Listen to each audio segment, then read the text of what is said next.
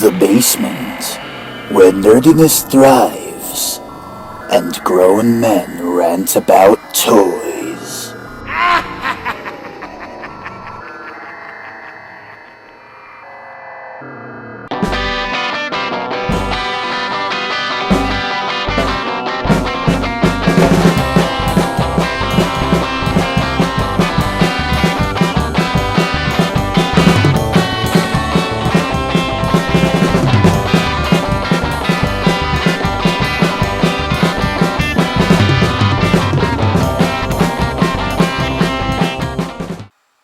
Welcome to Fresh from the Basement Dwellers. This is episode 2. Episode 2, Basement Dwellers. Welcome to the basement. Yes. It's a fancy show. So instead of doing another fucking top 10 list, we're going to do something totally different. Top 5. Top 5, y'all. So it'll probably be a quicker podcast than last time, but still fun. Yeah, it won't be about 2 hours long. Maybe it'll be about an hour long, but to me, hour is perfect. Yeah.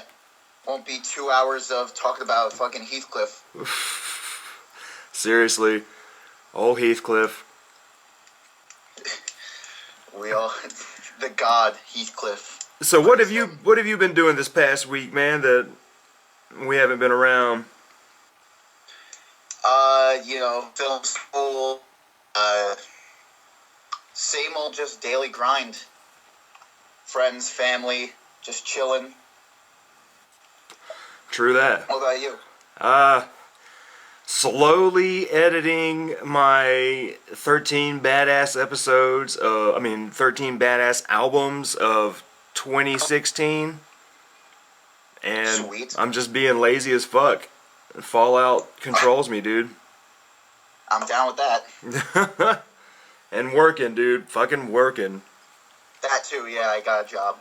But, yeah, I work at a production facility, right? Our numbers are supposed to drop down pretty drastically, and they're going to lay off all the temps. But, sucks for them, but I'm going to be happy, so I'm not going to have to work my ass off like I've been. I don't know if to say sweet or sorry, temps. Sorry, temps, but sweet for me. Oh. Hashtag production line. Mustache. Good for me. Yes, oh. But, shit. Today's episode is top 5 horror movies. Now, how are you going by, how did you decide the picks for your list? It reminded me a lot of last podcast where you asked yourself, like, what is considered underrated? It's like, what technically is horror? Because a lot of people like to throw in stuff like Jaws, and people mention King Kong and stuff like that, and American Psycho, and those are 3 of my favorite movies, but I had to take those off the list because I technically do not consider them horror. They're very great movies, but, Jaws is more of a suspense thriller and adventure. King Kong is definitely an adventure film, and American Psycho is clearly a dark comedy, so I took those off the list. Yeah, true And that. I'm going by what is, like, I guess what you could say, like, is stereotypically known as horror, like, if it has to do with, like, monsters or ghosts or demons. Okay. And also just movies that I enjoy that I could watch around Halloween time, because I can watch, like, King Kong any time of the year. These are the movies I usually bust out around, the Halloween season. Yeah, definitely. But how did you rank yours? Mine are gonna probably be fairly obvious in a way, I guess. Like, they probably won't be too different from a lot of people's picks, but at the same, like, some of them are, like, pretty well beloved, but I could see 2 being, a little, I don't know the general consistency for my number 1, but my number 5 is definitely, people are split down the middle with it, but I just kind of do it as in, like, these are just the ones that I can watch all the time. give it being pretty much Halloween me or too. Like these are the ones that I think about a lot. Like Yeah. as more than just quick entertainments. That's like these are like I love these movies. Like I eat, breathe, and shit these movies. like the ones that left the biggest impression on me when I first saw them. Yeah. And since last time we did me doing like my 10 first and you doing your 10, I say we go around this time and you begin and do the honors. All right. Then here we go. My number 5 is The Blair Witch Project. That's a great movie. That would be on my... If we did another top 10, Blair Witch is definitely up there. Oh, sweet. Like, And, I totally get why some people don't like this movie. It's one of those movies where the exact same thing you can criticize it for is another reason somebody loves it. It's like you don't see anything. I hear a lot of people complain, and that's why I love it. It's like exactly you don't see anything. exactly. I feel like I'm in the woods with them. Dude, like, a thing I love about this movie, and a lot of people say, yeah, it started this found footage boom, but when you look at it, after this movie came out, there really wasn't a found footage boom. It wasn't until... Yeah, Paranormal Activity really stapled the found footage. It really did, and like people really didn't know what to think of this. I think they did probably hype it up too much in the advertising, but the advertising is a big thing I liked about the movie too. Was it helped me? The advertising was so clever. Dude, seriously, It made it feel like it was real. Yeah, like we watched before we saw the movie. There was a big Sci-Fi Channel documentary about how it was real and all this. To me, the documentary is as good as the movie, if not better. And it really felt like the documentary was like staged. It was like yeah, it was like you just had interviews with supposed I didn't friends. know about that. I knew Yeah. about I knew about some of the fucking newspaper clips on the internet, but I never knew that there was a whole sci-fi documentary. Dude, it was great, man, because you had interviews with so-called friends and historians. You had a full-on documentary-style background on the Blair Witch and where all that happens, and that could have just been Blair Witch 2. dude, it really could have. It really could have. It was fantastic. Like, it was generally creepy. I remember just the way they were telling the stories and stuff. It felt like a real documentary, dude. It was kind of like watching Paranormal Witness on Sci-Fi Channel. How Another reason this movie is so great is how differently it was filmed. Like, they didn't really have a full script going. Yeah. They just, like, camped out in the woods. They and the filmmakers, winged stayed it a like couple miles hell. away. They'd wake up in the tents with a note. It's like, this is where we feel your character should go. You, like, make it up from there. Yeah, and then one thing I think this movie really benefits from compared to all of the found footage movies from like the past 10 years is the fact that it's all filmed on shitty cameras, right? That's my one nitpick about the movie. Like, I love the movie all the way, despite what some, like, people criticize about. My one criticism is we're watching it one Halloween night, and they think I'm stupid for asking this. Like, this is my one concern. My one question was how do they not run out of battery? Yeah, Like, Frank, that's your one question. I'm like, yeah. The rest of the movie is like great. Yeah, how'd they not run out of battery? But like when you look at all the found footage movies of today, like those are some great fucking cameras these people own. They own some Hollywood style shit to be running around with. But the original Blair Witch. By the last Paranormal Activity movie, I was like, all right. This is a fucking movie. We have a special camera that could see the ghost. Now we've got CGI fucking ghosts running around. Man. Yeah, just a giant blob that looks like the Venom symbiote. It was awful, dude. Part 5 was awful. 4 was arguably worse, but 5 was no freaking better, dude. Oh my god. Left it at 3. Dude, yeah, seriously. A lot of people don't like the second and third one. Upon watching the second one, I had my criticisms with it, but the third one was actually pretty good. Yeah, the third one I enjoyed. It was the last one that I really damn enjoyed. And I think, to me, the thing about Paranormal Activity is I wish that they didn't try to have these movies connect to me, they would have been better if you were going to make sequels. Just make it Just a other different paranormal activity, family. completely different demon. Seriously, just make it a different family experiencing, ghosts and poltergeist. We don't need this one family. We don't need this big background story. Just give us some clever scares and interesting crap to see. That was one And franchise just think about all the possibilities of all these paranormal activity stories. It doesn't have to be just demons. It could be, Yeah. it could be like a family member trying to tap back to them, and even though it's not harmful, it's still creepy. I mean, even make it, more closer to real life, ghost encounters where, you don't even really do anything. You just move into a house and, let's say you're rearranging the furniture and it pissed the ghost off and he just wants to mess with you. I mean, that's how most, Over here. yeah, that's how most of these ghost stories are in real life. Is like, oh, we put a new wall in here and then the activity started. That was my favorite wallpaper. I was a designer before I died.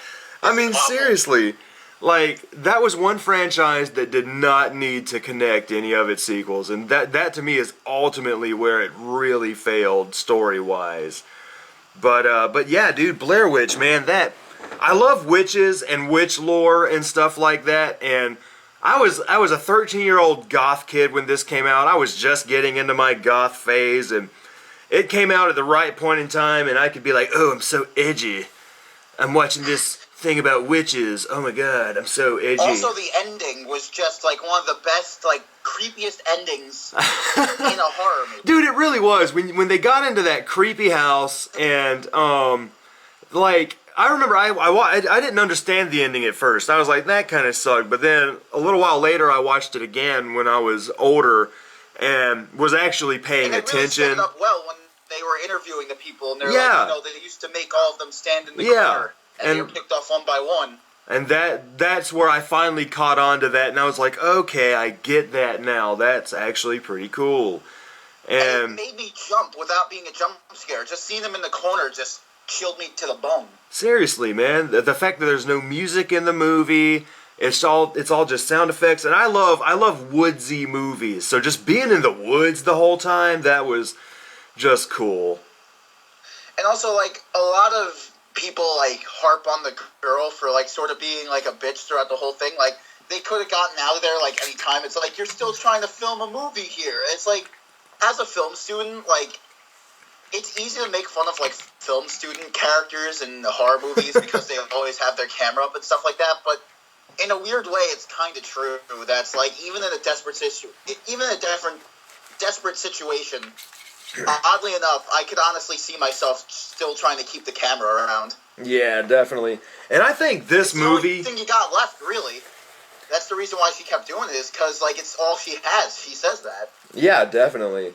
But one thing about this movie that I did get annoyed by, not by this movie, but by other movies, was this and it's weird because it was this and The Matrix, where for so many years afterward, people would just parody one tiny aspect of those movies. Like this, it was the I'm so scared moment, and Yeah, they would always do the snot in the nose. Yeah, It's similar to, like, the slow-mo Matrix thing. yeah, exactly. It got so old. I was like, I mean, when you're seeing that crap 5 years later in movies, you're like, okay, find something I get else. it. Ha ha. And in a way, it ruins a genuinely creepy scene. I mean, it really does. Like, Because that scene really does unnerve me. like it felt fairly real. Yeah, like, it reminded me of, what was the dude 127 Hours was based off of? Yeah, It's like, yeah. He really thought he was going to die, so he just started, like, recording into the camera, like, I just want to say I'm sorry to my mom and to my girlfriend, and it's like, that's what you would do in that situation. If you're in the middle of the woods, I'd be crying into the camera too, like, hoping someone would find this. Yeah, but too bad she couldn't cut off her own arm and get out of that situation. Yeah, no way. You just gotta run and hope you can get out of there alive. And of course, in the middle of the woods, a creepy house, let's go in. Yeah. Well, they want to get their friend. They want to get Josh! Josh! Josh! What? Nah, I always reference the dude. It's like, I threw that fucking map in the river. Oh man, that was some terrible acting. But that's another thing about this movie that is great. The bad acting works because if they're meant to be real people, they're not acting. You know what I'm saying? Yeah, that's just how they are. Yeah, like, this movie is much better than a chunk of people give it credit for. It really is. Even, and I'm even going to say it here, the fucking sequel, I love the shit out of Blair Witch 2. Really? Mm-hmm. I really I'm do. sort of indifferent towards the whole thing. It's like I see what they're trying to do.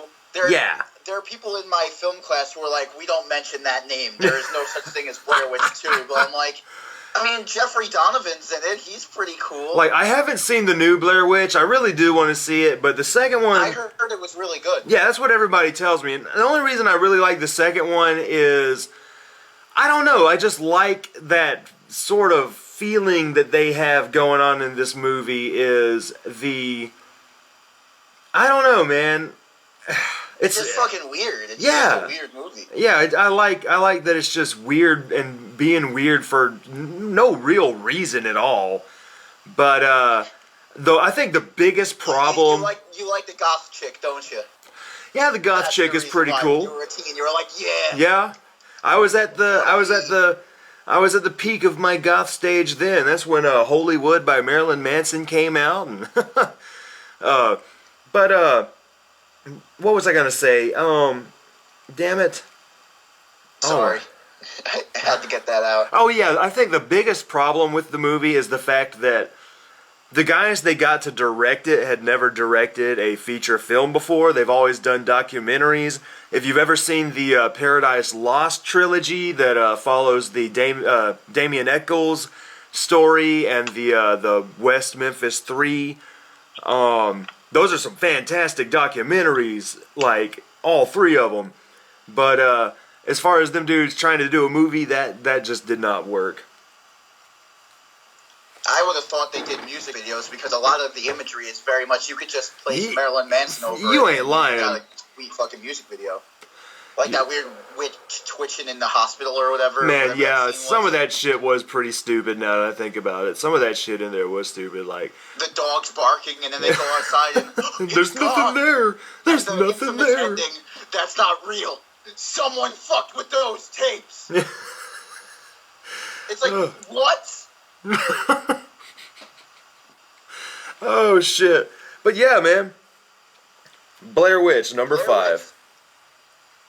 Alright, my number 5 is a movie that didn't do well theatrically when it came out, but became a cult classic, and it's part of a series that I think a lot of fans could agree this is probably the fan favorite. George Romero's Day of the Dead. I think this movie is fantastic. Better than Dawn of the Dead. I think Tom Savini's special effects work is some of the best he's done in his career, and they make you feel sympathetic for a zombie, which is something that I've never seen before. Yeah, Day of the Dead's the one in the military facility, right? Yeah, and you got Captain Rhodes, one of the best, like, horror movie villains you could ever get. Just Pilato pulls that role off so fucking well. Yeah, he was pretty fucking hardcore. Yeah. In a way, though, where the acting is still kind of cheesy, where he's like, I'm running this monkey show now, Frankenstein, and I want to know what the fuck you're doing with my time. It's like, it's on the brink of being cheesy, but at the same time, you're like, oh, this guy means business. Yeah. And the deaths in the movie, when people actually start getting torn apart by zombies, it does legitimately disturb me more than any other zombie movie. Yeah, it does. It looks like it hurts. It looks like it hurts. When old buddy's just getting ripped to shreds. Like when I did my quick review of it on my YouTube channel, there's that one guy's death where they like fucking put their fingers through his eyeballs and then start like digging into his fucking neck, and his voice starts to go all high pitched and shit. Yeah. And I'm like, ew, that's like them fucking pulling on his vocal cords and shit. It's that's where my mind goes. That was hardcore. That was great. I liked that a lot. Like, that shit stuck, because I saw that at a young age. That shit stuck with me, but I still loved the movie. Like, Bub, I feel so bad for Bub by the end. It's one of the best performances you can get in a horror movie. Yeah, it From really a zombie, is. no less. Like, all these movies like Warm Bodies that try to make you feel for the zombie, it's like, nobody beats Bub. Bub for president. Yeah, seriously. And with Warm Bodies, that movie needed to be rated R. I'm sorry. She should have fucked him while he was a zombie. Yeah, you sound like Brad Jones when they did their midnight screenings of it. It's like, they should have been blowing the zombie and the dick should have came off in her mouth. It's had a gross out moment. I had no idea they did a midnight screening on that fucking movie. Yeah. Oh, man. I don't mind that movie. Like, it doesn't suck. There are some pretty funny moments. Yeah, I didn't hate it. Yeah, I really like his zombie buddy, and fucking... Yeah, he's really funny. He has that... From Children's Hospital. Yeah, and he has his little breakup moment. Old buddy looks at him, he's like, bitches. Yeah. In fact, that's really one of the most things that I kind of do remember from that. Then I remember what we saw it in the theater. We saw it opening night, me and my wife, and what annoyed me about the crowd, dude, it was packed. But what annoyed me about the crowd was they were laughing harder at everything you saw in the trailer than the rest of the movie. And I'm like, you guys still think this is funny? Yeah, like, did none of you see the trailers? Like, come on. How about laugh at some of this other stuff that is genuinely more funny? Like, when it goes to that moment when he's like eating that dude at the beginning, he's like, oh, nice watch. Dude, the crowd died. I'm like, that was chuckle-worthy during the trailer like a month ago. Like, maybe they're seeing something I'm not, I laughed more when they were in the freaking airplane and he has a copy of fucking the movie Zombie. Yeah, dude. That's a nice throwback. And his little record collection. I was like, oh man, if I was a zombie, I'd probably collect records too. The one thing that bothers me is that once they start feeling love, it's like they revert back to human form. It's like the thing I love about Day of the Dead is that Bub never becomes human again. He's still a zombie, but it's the fact that you could teach a revived corpse how to possibly act again. Yeah, that was you great. Don't become human again, but you could at least maybe try and fit in. That was learn great. How to shoot a gun, learn how to communicate, listen to Beethoven or whatever. Yeah, they should not have had them revert back, but PG-13, teenage audiences. And also the clear Romeo and Juliet fucking symbolism because his name is R. Oh my god. And I think her name was Julie or something. Yeah. Oh my god. And John Malkovich is like, you're not one of us. Stay out of here. Oh man. And they had to add in those skeleton zombies to make the real zombies look better. Yeah, dude. And guys. It was like they did that just so the normal zombies would have a reason to live. It's like, oh, if we don't turn into that, those are the ones that are bad. We're the ones that are good. It's an interesting idea, but it's you try to wrap your head around how that works. It's just I don't know. How could they even see? You see these skeletons running after you, and it's not like an Evil Dead thing where it's don't question it. It's how do they know what's going on? They should just be dead. Seriously. But yeah, Day of the Dead, you got that claustrophobic feel, the special effects. Yeah, because you're underground the whole time. Are likable, and the social commentary is pretty fucking sweet. And see, that's a thing I love, dude. How the zombies become more human than the actual human characters. Those, especially the original Dead trilogy, I enjoy all three of them. But I mean, I gotta say, I probably like Night the most because of it being so cheaply made. It's the black and white, I don't know, and even the zombies it gives it some grit. Yeah, there's just something about that one that I've always liked. It's kind of half cheesy, old school. Half snuff film disturbing. Yeah, it's very, because when you're in the graveyard at the beginning, it feels like a cheap sort of Ed Wood style movie. But then when you get at the Coming house, to get you, Barbara. seriously, and when you get to the it's very house, 50s shit gets pretty crazy. But Yeah. but I like the color of the zombies when they finally did go into color. Like, you never see zombies like that anywhere, where like the flesh is very bluish green and Yeah, I love the cheapness of it, especially in Dawn of the Dead, where it's like, you know, they're not like decaying or anything. Ah, fuck it, just paint them gray. Yeah. Maybe green. seriously. That's all you need. They're dead. But even I liked I think Land of the Dead was the last one I saw with Dennis Hopper. That one was pretty good too. Yeah, that one was alright, but after, like, Day of the Dead, like, I was dead set after, no pun intended, dead set, but I was dead set after Day of the Dead. I'm like, alright, this one's my favorite by far. True And then the rest that. of them started to go downhill as George's age started to catch up with him. Diary of the Dead, like, George thought he understood the internet. No. I've heard nothing but bad things about Diary, and I think it's called Survival of the Dead. I And haven't even seen that one. so I haven't even looked, because like I like Land of the Dead okay, but it is nowhere near the quality of the first three. Yeah, it's like the social commentary got really, like, ham-fisted in Day of the Dead. I mean, Dawn of the Dead. Land of the Dead. Shit. I just Oh, had an aneurysm there, folks. oh man. So I guess are we moving on or? Yeah, we're moving on. All right. So my number 4 is a pretty obvious pick, especially if you know me. It's Evil Dead 2. All right, I'm down. Like, dude, like, Evil Dead 2. I love the whole franchise. I love Army of Darkness, but Evil Dead 2 just has me laughing my ass off for none of the reasons that, let's say, Army of Darkness has me laughing. There's like a bit of madness to Evil Dead 2 that Army of Darkness is kind of lacking. Like, Army of Darkness is very, hey, this is goofy and let's have fun with it. Whereas, Just slapstick Three Stooges. But, Yeah. Bruce Campbell described it best in, I think it was his autobiography. There was, like, a picture of Evil Dead 2 where, the whole fucking cabin is laughing. And he's like, Evil Dead 2, a really messed up Looney Tunes cartoon.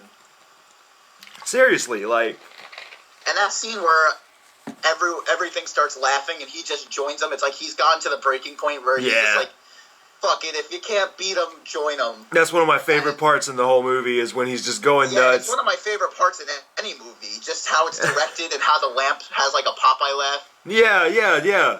And like he's bouncing up and down with the was it the moose head or whatever? With the lamp, because the lamp's Yeah, it was going the up lamp. and down. He's like, oh!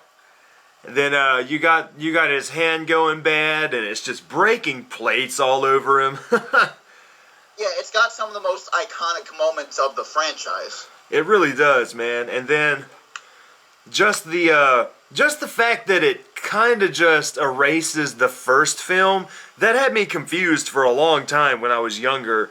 Because I'm like, wait a minute, you know, is this like a remake? Why are they calling it Evil Dead 2? That's what I love about Ash vs. Evil Dead. Is they never really rectify how that was possible. Just act like it was all canon. Yeah, I love that. Like, dude, Ash vs. Evil Like, Dead, just keep the confusion going. perfect freaking TV show, man. Ash vs. Evil Dead. I still haven't Oh, seen yeah. season 2 yet, but because I don't have cable, so Season 2 worried me at first with the first couple of episodes. I was like, oh my god, are they gonna, like, is the first season gonna be a one-time thing? Is it gonna be lightning in a bottle? But then when the season really started going, I'm like, alright, it wasn't just lightning in a bottle, we are going somewhere. And now I am psyched for season 3, whatever the concept of that one may be. sweet. But yeah, I'm a huge Evil Dead nerd. I'm trying to keep my mouth shut because, you know, it may be on this list somewhere, but Evil Dead 2, a lot of people could agree that it is probably the best of the series. I wouldn't say it's my personal favorite. I guess since everyone else says it is, it does have the perfect blend of horror and comedy. Yeah, and just the gore effects. I think I might agree with Jamie Sammons on this one that I like the first one better. Really? I like the first one a lot too, but the second one to me just there's a charm to it that works. Yeah. But all of them work for me. They really do, man, because they're all three. It's crazy, they're all connected, but they're three completely different films. Yeah, that's what's so special about them. But I don't know, something about the low budget, cheap. Also, the first Evil Dead movie was the first one I saw, and when I was much younger, it really did. Despite the cheesy special effects and acting, I'm not that big of a critic when it comes to that. Yeah. So, it actually did legitimately freak me out. Yeah. Because I saw. As I grow older, I appreciate it for another reason. Yeah. Because it is fun and cheesy. Because I saw Army of Darkness first. It was playing on Sci-Fi Channel when I was probably 12 years old, and after that I'd gone and rented them all, and then the video game came out, and I loved the hell out of that. I could not play it without the Game Shark. I needed infinite fucking health. Which game was it? The first one, the Hell to the King. That one I heard sucked. The Resident Evil ripoff, dude. It was great. Yeah. It was great if you had the cheats, but if you tried to play it without cheats, it sucked. I've played Fistful of Boomstick, which was that was the best. And Evil Dead Regeneration, which was the best one. Really? It was a weird what if story. Yeah, Regeneration was fun, but I felt it was kind of short, man. I beat it within 2 days, and it started to feel fairly repetitive, especially every time you got a new weapon, and then he would try it out on his Deadite buddy. That was funny the first couple of times, but I did like that. Duo, I like the shortness of it because it's that's pretty much like an Evil Dead movie. It's you get it in short bursts, and it's perfect. It doesn't get old. Yeah, and thankfully, it was $20 new when it came out, so I mean, you're not spending $60 on something you're finishing the next day. Yeah, they knew what they were. Yeah, but Fistful of Boomstick, I liked a lot more than all of them because it just kind of, especially the ending, dude. I was so disappointed when Regeneration came out that it did not follow up on the freaking ending to Fistful of Boomstick, where he's in ancient China or some crap. Yeah, that was the cool thing about Fistful of Boomstick was the time traveling aspect, where you got your Gatling gun hand, and you bring the North and South together and prevent the Civil War or something. That was pretty rad. Deadites. There was a lot of imagination in there, and but then I could even complain that Fistful of Boomstick didn't follow up on the ending to Hail to the King, because I believe in Hail to the King, he helps the guy, what's his name, Al-Azrid, to write the pages of the Necronomicon, they finish it or something, and then when he goes... They go back to Earth, and then the Necronomicon is in bookstores. Yeah, it's a heavily... There was a little Harry Potter... There was a little Harry Potter style Necronomicon. Had a cliffhanger ending that was never continued. What, Regeneration? Yeah, Regeneration ends with them getting blown into a sucked portal, in the vortex. It never continues. Yeah. I guess you could just say Army of Darkness begins there, but... But then that would wipe out part 2 the way that happened. That was another big thing too, that the cliffhanger ending to part 2, and then the way Army of Darkness begins, it's fairly similar, but then at the same time it's completely different. Because in Evil Dead 2 he shows up and they're like, oh, it's the Savior. But then in Army of Darkness it's yeah, and then when in Army of Darkness they're like, who the fuck is this buffoon? Yeah. So I mean, I guess it kind of follows the movies in that, right? Yeah, that's just, there is no clear timeline, just enjoy it. Yeah, seriously. So what is All your right, next pick? My number 4. My number 4 is a great duo of two great filmmakers where you wouldn't expect it to be a horror movie through the first half, but then it just goes full balls out horror, From Dusk Till Dawn. Hell yes. Damn. You know, I did not even... My favorite George Clooney performance by far. Dude, I cannot agree with you more. And just, I love the atmosphere of it. I love the acting of it. I love Tarantino is one of the creepiest bastards I've ever seen in a movie. You ain't lying. The vampires are unique. Yeah. And with your keen detection skills, you could spot 3 Cheech Marin characters. He plays 3 people. Yeah. And then the way it connects to the Quentin Tarantino universe. Yeah, where they're eating a big kahuna burger. And you've got that sheriff. Michael Parks playing Earl McGraw. That sheriff is the same sheriff from is it Death Proof? Death Proof, Planet Terror, Kill Bill. He's been in all of those. Yeah. Same character. I don't know how he came back from the dead, but well, if you look at it, fucking head. Those are all movies that are played in the real life universe. So I mean, he could still be alive in the movie universe of the movie universe. I love how there's Tarantino's got a movie universe and a movie universe in his movie universe. Like, I love that.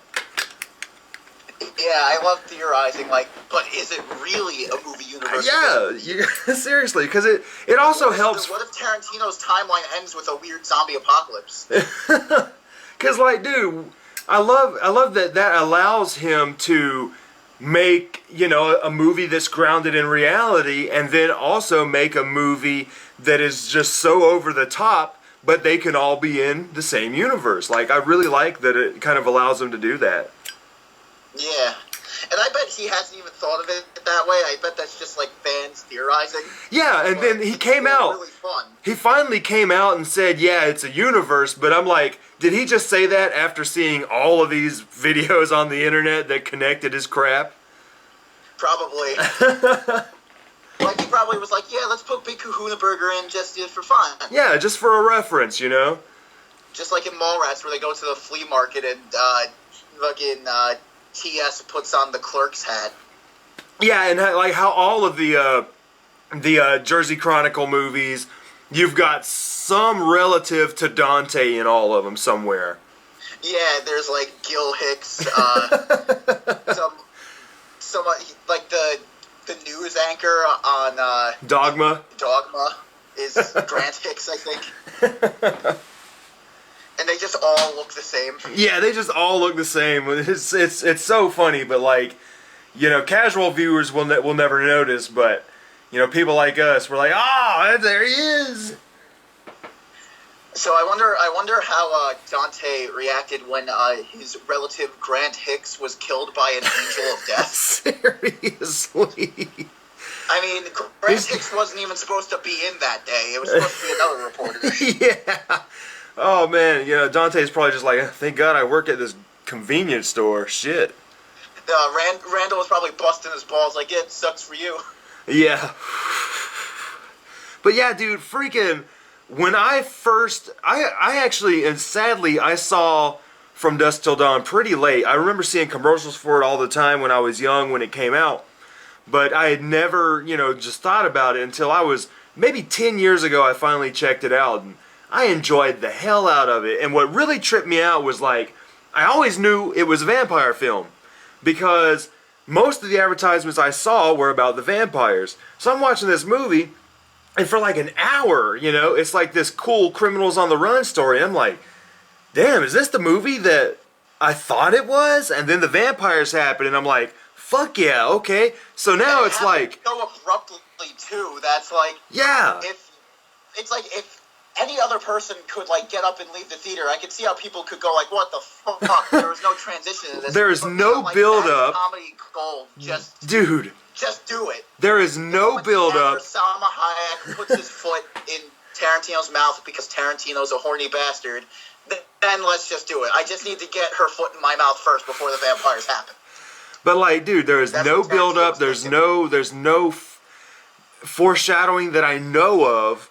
But once it happens, like, dude, this movie is two great movies put into one. I can enjoy each part of the movie. I'm like, it starts off as a great Criminals on the Run movie, and then it just turns into a great freaking splatter fest. Yeah, and the thing that sucks about it is there was never really a great sequel to it. Like, I saw the second one, I thought was alright. Third one, I couldn't be bothered, but it's like, I wanted to see where Seth was going. I Yeah. wanted to see, who was it? Was her name Kate, the one played by Juliette Lewis? Like, I want to see... Imagine her, like, after that, her entire family's dead. She has nowhere to go. I'd imagine the sequel is that she ends up following Seth anyway, Yeah.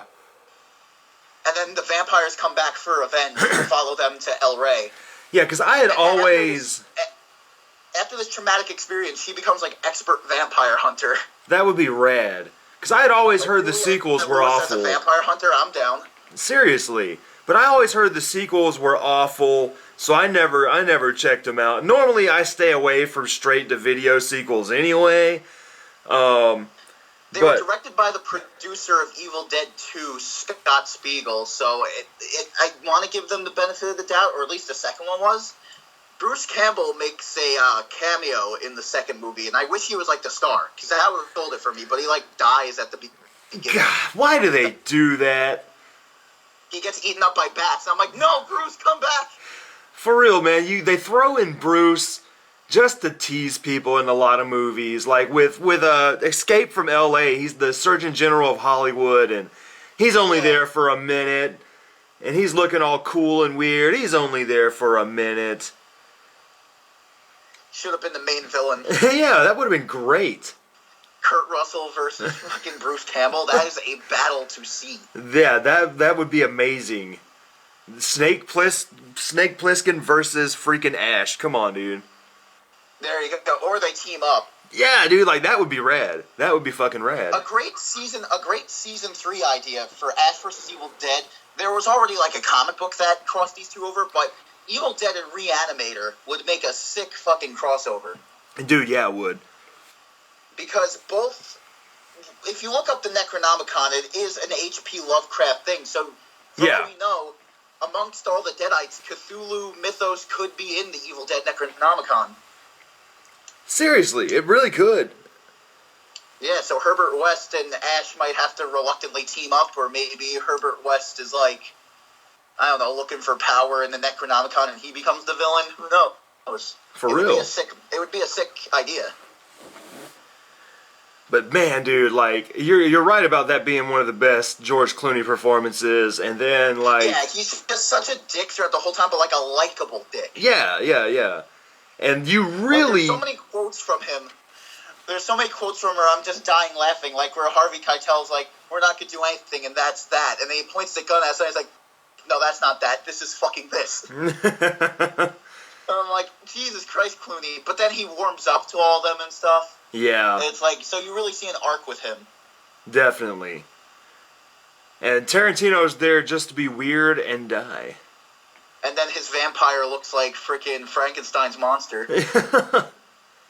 Which is weird, because he looks like this weird Frankenstein creature, and then you get that weird close-up shot of him where he's got those weird eyes and the fangs. It's like, he has like two different vampire forms at once. It's weird. Yeah. But, yeah, you kind of... Like, we all knew Tarantino probably wasn't going to last that long. Yeah. He's primarily a writer and filmmaker first, like actor second. So although I do enjoy seeing him on screen, it's like the whole time you're watching him, you're like, oh, cute, he thinks he can act. Yeah. Like, I think the most I ever really enjoyed him in any of his movies was his character in Pulp Fiction, and then his quick cameo on Django. Oh, when he did the Australian accent. Yeah, that was so bad. Shut up, Blake. And then he just blows up. That's awesome right there. Like, if I was making a movie, I'm like, yeah, I'd make myself cameo and blow myself up with dynamite. Yeah, that's so freaking awesome. I'm like, that is so fucking cool. Yeah, I also love the cameo he did in Inglourious Bastards, where he has no lines. He's just one of the dead Nazis getting scalped. He's the Nazi you see getting the scalp ripped off. We didn't have an extra this day, so I'm gonna get scalped. Does anyone have a Nazi uniform I could borrow? But yeah, I love Tarantino. Him and Robert Rodriguez are two of like the best filmmakers to come out of the 90s. yeah. I like when Robert Rodriguez does like adult work. Like his Spy Kids movies were all right at first, but then when you got to the third one, it was like, all right. Yeah, I only saw the first one. I only saw the first one, and I enjoyed it for what it was. I was like, this is fun. But I do love that, Rodriguez's dark-ass character, Machete, was the Spy Kids movie. Yeah, he was birthed in a fucking kids movie. Like, that's too freaking awesome. So they both have, like, intertwining universes. Oh, man. So, I mean, like, you're watching this family film. You're watching this family film, and then you're like, hey, let's watch the sequel. Well, Spy Kids 2? No, we're going to watch Machete. Yeah, we want to see what Uncle Machete's doing the whole time. Where's that scene where the girl pulls a cell phone out of her vagina? Where's the thumb people? Fuck the thumb people. Yeah, fuck the thumb people. We got Robert De Niro being a racist fucking wall-building asshole. Oh, shit. Yeah, so I guess, are we moving on? Yeah, you're number 3.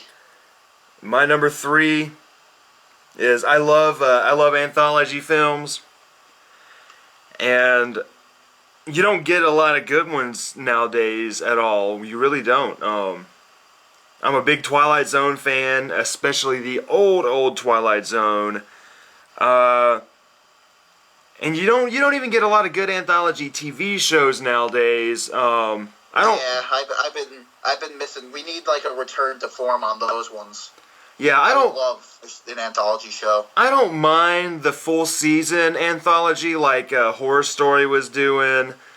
Yeah, that's neat, but it's like every episode being a new story. It's like yeah, you always had something. Yeah, you always had something different every episode. You might have an episode that was kind of shitty, but you always had next episode to be like, maybe this one will be good. Whereas now it's like, you get 3 episodes into a Horror Story and you're like, alright, where the fuck are we going now? Yeah, there's like pros and cons to that, where it's like, with a full season to do one theme, it's like, alright, so you could expand the story more, things don't seem rushed, but if you're not into the story, you're not into the story. Like, I was digging American Horror Story Freak Show, but I heard a lot of people weren't, so it's like, different strokes for different folks, where it's like, if it was just one episode, it's like, alright, like you said. Yeah, like next episode. But if you don't like the season, you don't like the season, and nothing's gonna change your mind. With Horror Story, I loved the first season. The second season I loved because it was, let's throw every single horror trope we can, and then forget about a lot of them. And then Covens were, like, to me, the big problem started that sort of is still there on the show today, where the season will start off fairly well, but then about halfway through, they have too much crap they gotta wrap up real quick, and then they forget some things, and they kind of just go off the rails in a bad way, like halfway through the season. And Coven really started that. Freak Show did it. To me, they really fucked up by killing the clown so early.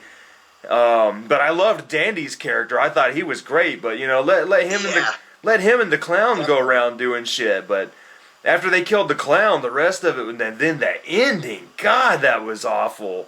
And yeah, I could agree. The ending was pretty shit. And then Hotel did the same thing. Had me pretty interested in the first couple episodes, but then, I was enjoying seeing Lady Gaga.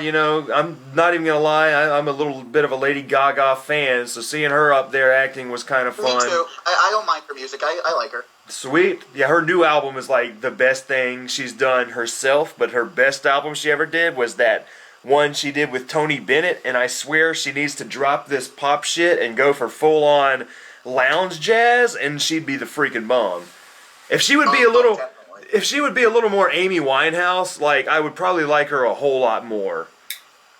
Yeah. But And yeah. then people stop accusing her of like being a Madonna ripoff and stuff. Yeah. But like, yeah, so Hotel started off decent and just went way off the rails, and then I watched the Roanoke thing. I was really loving that because The of Roanoke thing was very intriguing. that It kept my attention. that format, you know, because I'm a big fan of shows like Unsolved Mysteries or Paranormal Witness, where you have the people who witnessed the activity and they're telling you the story and you get reenactments. I love shows like that. And for them to do that in a series, I was like, that's kind of interesting. They have two different actors. It's like some actors playing the real people, Yeah. and then actors playing the vignettes. Yeah, I was like, that's kind of cool, but then I haven't seen the rest of the season, so I don't know how far off the rails it gets this time, but who knows. But my number 3 pick is Trick or Treat. I thought you were gonna say Creep Show for sure when you said anthology. We'll see. Okay. But Trick or Treat, man, probably one of the best anthology horror movies. Probably since Creep Show or Tales from the Dark Side. Just because, like, dude, the movie oozes the Halloween spirit, and in a way, like, this to me is like the Tarantino of anthology movies. The way all the separate stories kind of connect and they all kind of bump into each other. So it doesn't really feel like your average anthology horror where it's like, boom, here's a story. Boom, here's a story. They do that, but they're all connected in the same little town, and they kind of set them up all around the same time, but then now you're going to follow these guys for about a half hour, then you're going to follow these guys for about a half hour, and so on and so forth. Like, I dug the shit out of that. Just the kind of way It's like this Halloween for some reason is full of misfortune. Yeah, and Little Sam is like, to me, he is one of the few, like, in today's world, we don't have any horror movie mascots. Like, you could easily say, alright, probably the ones that come to mind from our generation would be like Ghostface or Jigsaw and Little Sam. Like, but we don't have, other than that, I can't think of any like iconic horror characters that, like, when you see it, like people from like the J horror, like the Ring Chick and the Grudge. Yeah. It's like they're so similar that you could mistake them for each other. seriously, because like even people who never seen a Nightmare film, they knew who Freddy was. Freddy Krueger is. Yeah, even if you'd never seen a movie. So, like, you know, we've got that definitely with Scream, maybe a little bit with Jigsaw, and probably with Sam, but, you know, like, those to me are like some of the only like iconic horror characters out there right now and sadly we don't get that a lot. You know, you could put your Universal monsters on this poster, you can put your Freddy, Jason, Michael, and Pinhead on this poster with Leatherface, but we don't really have something like that for our generation. Well, yeah, because it's all remakes and let's try to like do this again. Yeah. So, like now they're doing another Mummy movie, which, you know, I'm not against. I do like seeing the classic monsters make a comeback, but at the same time, I feel like you should also, like, I mean, maybe Candyman, but I forgot when the first one came out. Oh, so, yeah. Fucking Candyman, definitely. I don't know why I'm forgetting Candyman. One of my favorite fucking movies right there. But yeah, dude, like, what the hell were you just saying? Because I had... It's like it's cool to see them bring back some characters, like, interestingly. It's like with the Universal Monsters universe that they're trying to do with Universal, it's like, I heard Dracula Untold was like bad. Yeah. But at least they were trying something. Like, they weren't remaking the Bela Lugosi movie. Yeah, I think my whole stance on that is I'm glad they're trying this Universal monster universe, but I'm like, you guys did it fairly perfect before anyone else did this. Yeah, you guys started the cinematic universe. And I still love a big chunk of those movies. I love the old Universal horror movies, and not even. I was tempted to put Bride of Frankenstein on here because that is one of the best horror movies, but also one of the best sequels of all time. Definitely. And there's no way they're ever gonna recapture any of that magic in today's world, because number one, a big thing that made those movies work was the black and white, the shitty effects, which to this day a lot of it still holds up. Little to no music. Definitely. Really unsettling. Definitely.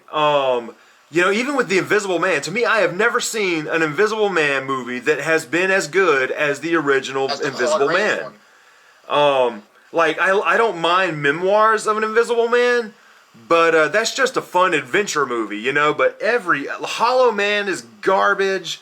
There's just no way you're ever gonna make another Invisible Man that's worth a shit. Even with The Mummy. Also, movie-going crowds have become a lot more critical, me including. So it's some movies, even the tone of some of the older movies, people, it would not go over well with audiences today unless, you're a fan of classic horror movies like us. But it's you can never remake Bride of Frankenstein the exact same way it was made in the 1930s because people wouldn't buy it. Because the thing is today's audience, I hate to say it, but, those monsters aren't scary anymore. There's no way you could probably ever make them scary again. And you can make them cool though, and that's what they're trying to do. Yeah, you can make them cool, but to me, I think they're kind of going about it the wrong way. The Mummy trailer looks awful. Now, I love the first two Brendan Fraser Mummy movies. I love those. Before they started just raping us up the butt with Scorpion King spin-offs. Yeah, that was awful. And even the Mummy Emperor's Tomb was dog shit. But damn it, that first one was really good. The second one, pretty damn fun. But there's just, they turned them into an Indiana Jones movie, basically, and they just made it a fun adventure. That's weird. Yeah, where the original Boris Karloff one was, dark. Yeah, dark as fuck. Especially for the time it came out, Yeah, it was one of the first impalings I could think back to on film. And it's wow, I'm surprised they even got away with that. Yeah, there were no censors back then. Man, you could just do anything you wanted almost, And Boris Karloff is just chilling with that stare of his. Seriously, there's just no way you can make that stuff scary again. And to put Tom Cruise in it, come on. And then I'm hearing Johnny Depp as the Invisible Man. That'll be cool. That'll be cool. Yeah, that'd be interesting if he doesn't fuck it up and you have a good director who tells him his limits. Yeah, that'll be cool. If it's Tim Burton doing the Invisible Man, we're screwed because Tim loves Johnny and he won't tell him to stop at all. He'll just be yeah, keep going. Keep chewing the scenery like it's made of fucking candy. Yeah, and it'll be Tim Burton will do it like they did with Memoirs, where he's not constantly invisible the whole time. You're seeing him, but no one else is seeing him. You know what I mean? Yeah. That's another thing that, kind of ruins Memoirs of an Invisible Man, but at the same time kind of adds to a lot of the comedy, because the movie's a straight-up comedy. It really is. But yeah, Trick or Treat, dude, you got freaking... Alright, I always forget her name, damn it. Anna Paquin. Is that her name? I have no idea. The chick from True Blood, and she plays Rogue in the X-Men movies. Oh! Yeah, I never knew her name, but now I know I at least know the face. Yeah. Yeah, she's in there, and she's really freaking good in this movie. And then the story, my God, dude, the story about the bus driver, and he drives that bus full of retards down into the freaking, over the cliff or whatever, dude. Some of those stories get pretty dark, but the movie keeps a bit of sense of humor to everything. Dude, you gotta love a movie that has the balls to just poisoned the shit out of a kid. And this it's kid his is balls. just throwing blood all over the place. And the guy just kills the shit out of the kid, and he's trying to bury him in his backyard. Like, I love the fuck out of this movie. And Yeah, sometimes, like, if it's done well, I could give props to, like, killing children off, because it's, like, not many people want to do it. yeah, I cringe when I see it in Revenge of the Sith, because that's just not what I'd expect Anakin to do. But, like, Jaws, when they did that in Jaws, when the shark started eating Alex Kittner, I was like, fuck. yeah, Like, even the look on Roy Scheider's face when it, like, zooms in on him, even he's thinking, oh, shit. yeah. But you know, I give them props for, you know, having fun with it and killing a kid, and just 10 the points for killing a kid. yeah, 10 points for On killing a board. kid. Like, dead ass serious. Like, I'm not even gonna lie there. Like, you know, you never see it that often, especially, you know, killing a kid in a gruesome way. Is Yeah. You know, I give them props for. You know, I'm like, shit, yeah, dude, you had balls and you showed them, and but like the atmosphere of the movie, it feels like Halloween decorations everywhere. The fall atmosphere is impeccable. It is, you feel it when you can watch the movie in the summertime, and you would be like feeling Feel that. like you're like, you would want to go outside and be like, fuck, where's the fallen leaves at? Yeah, seriously, like it's that freaking it's that beautiful of a movie to me. Just the way everything That happens to looks. me a lot. I get in the Halloween mood. I start to smell the senses in the air of Halloween, but then it's like, I don't know, like March, and I'm like, shit, I gotta wait. Yeah, seriously, you know, I'll be watching that movie. I'm like, oh shit, man, I really want a pumpkin spice latte right now.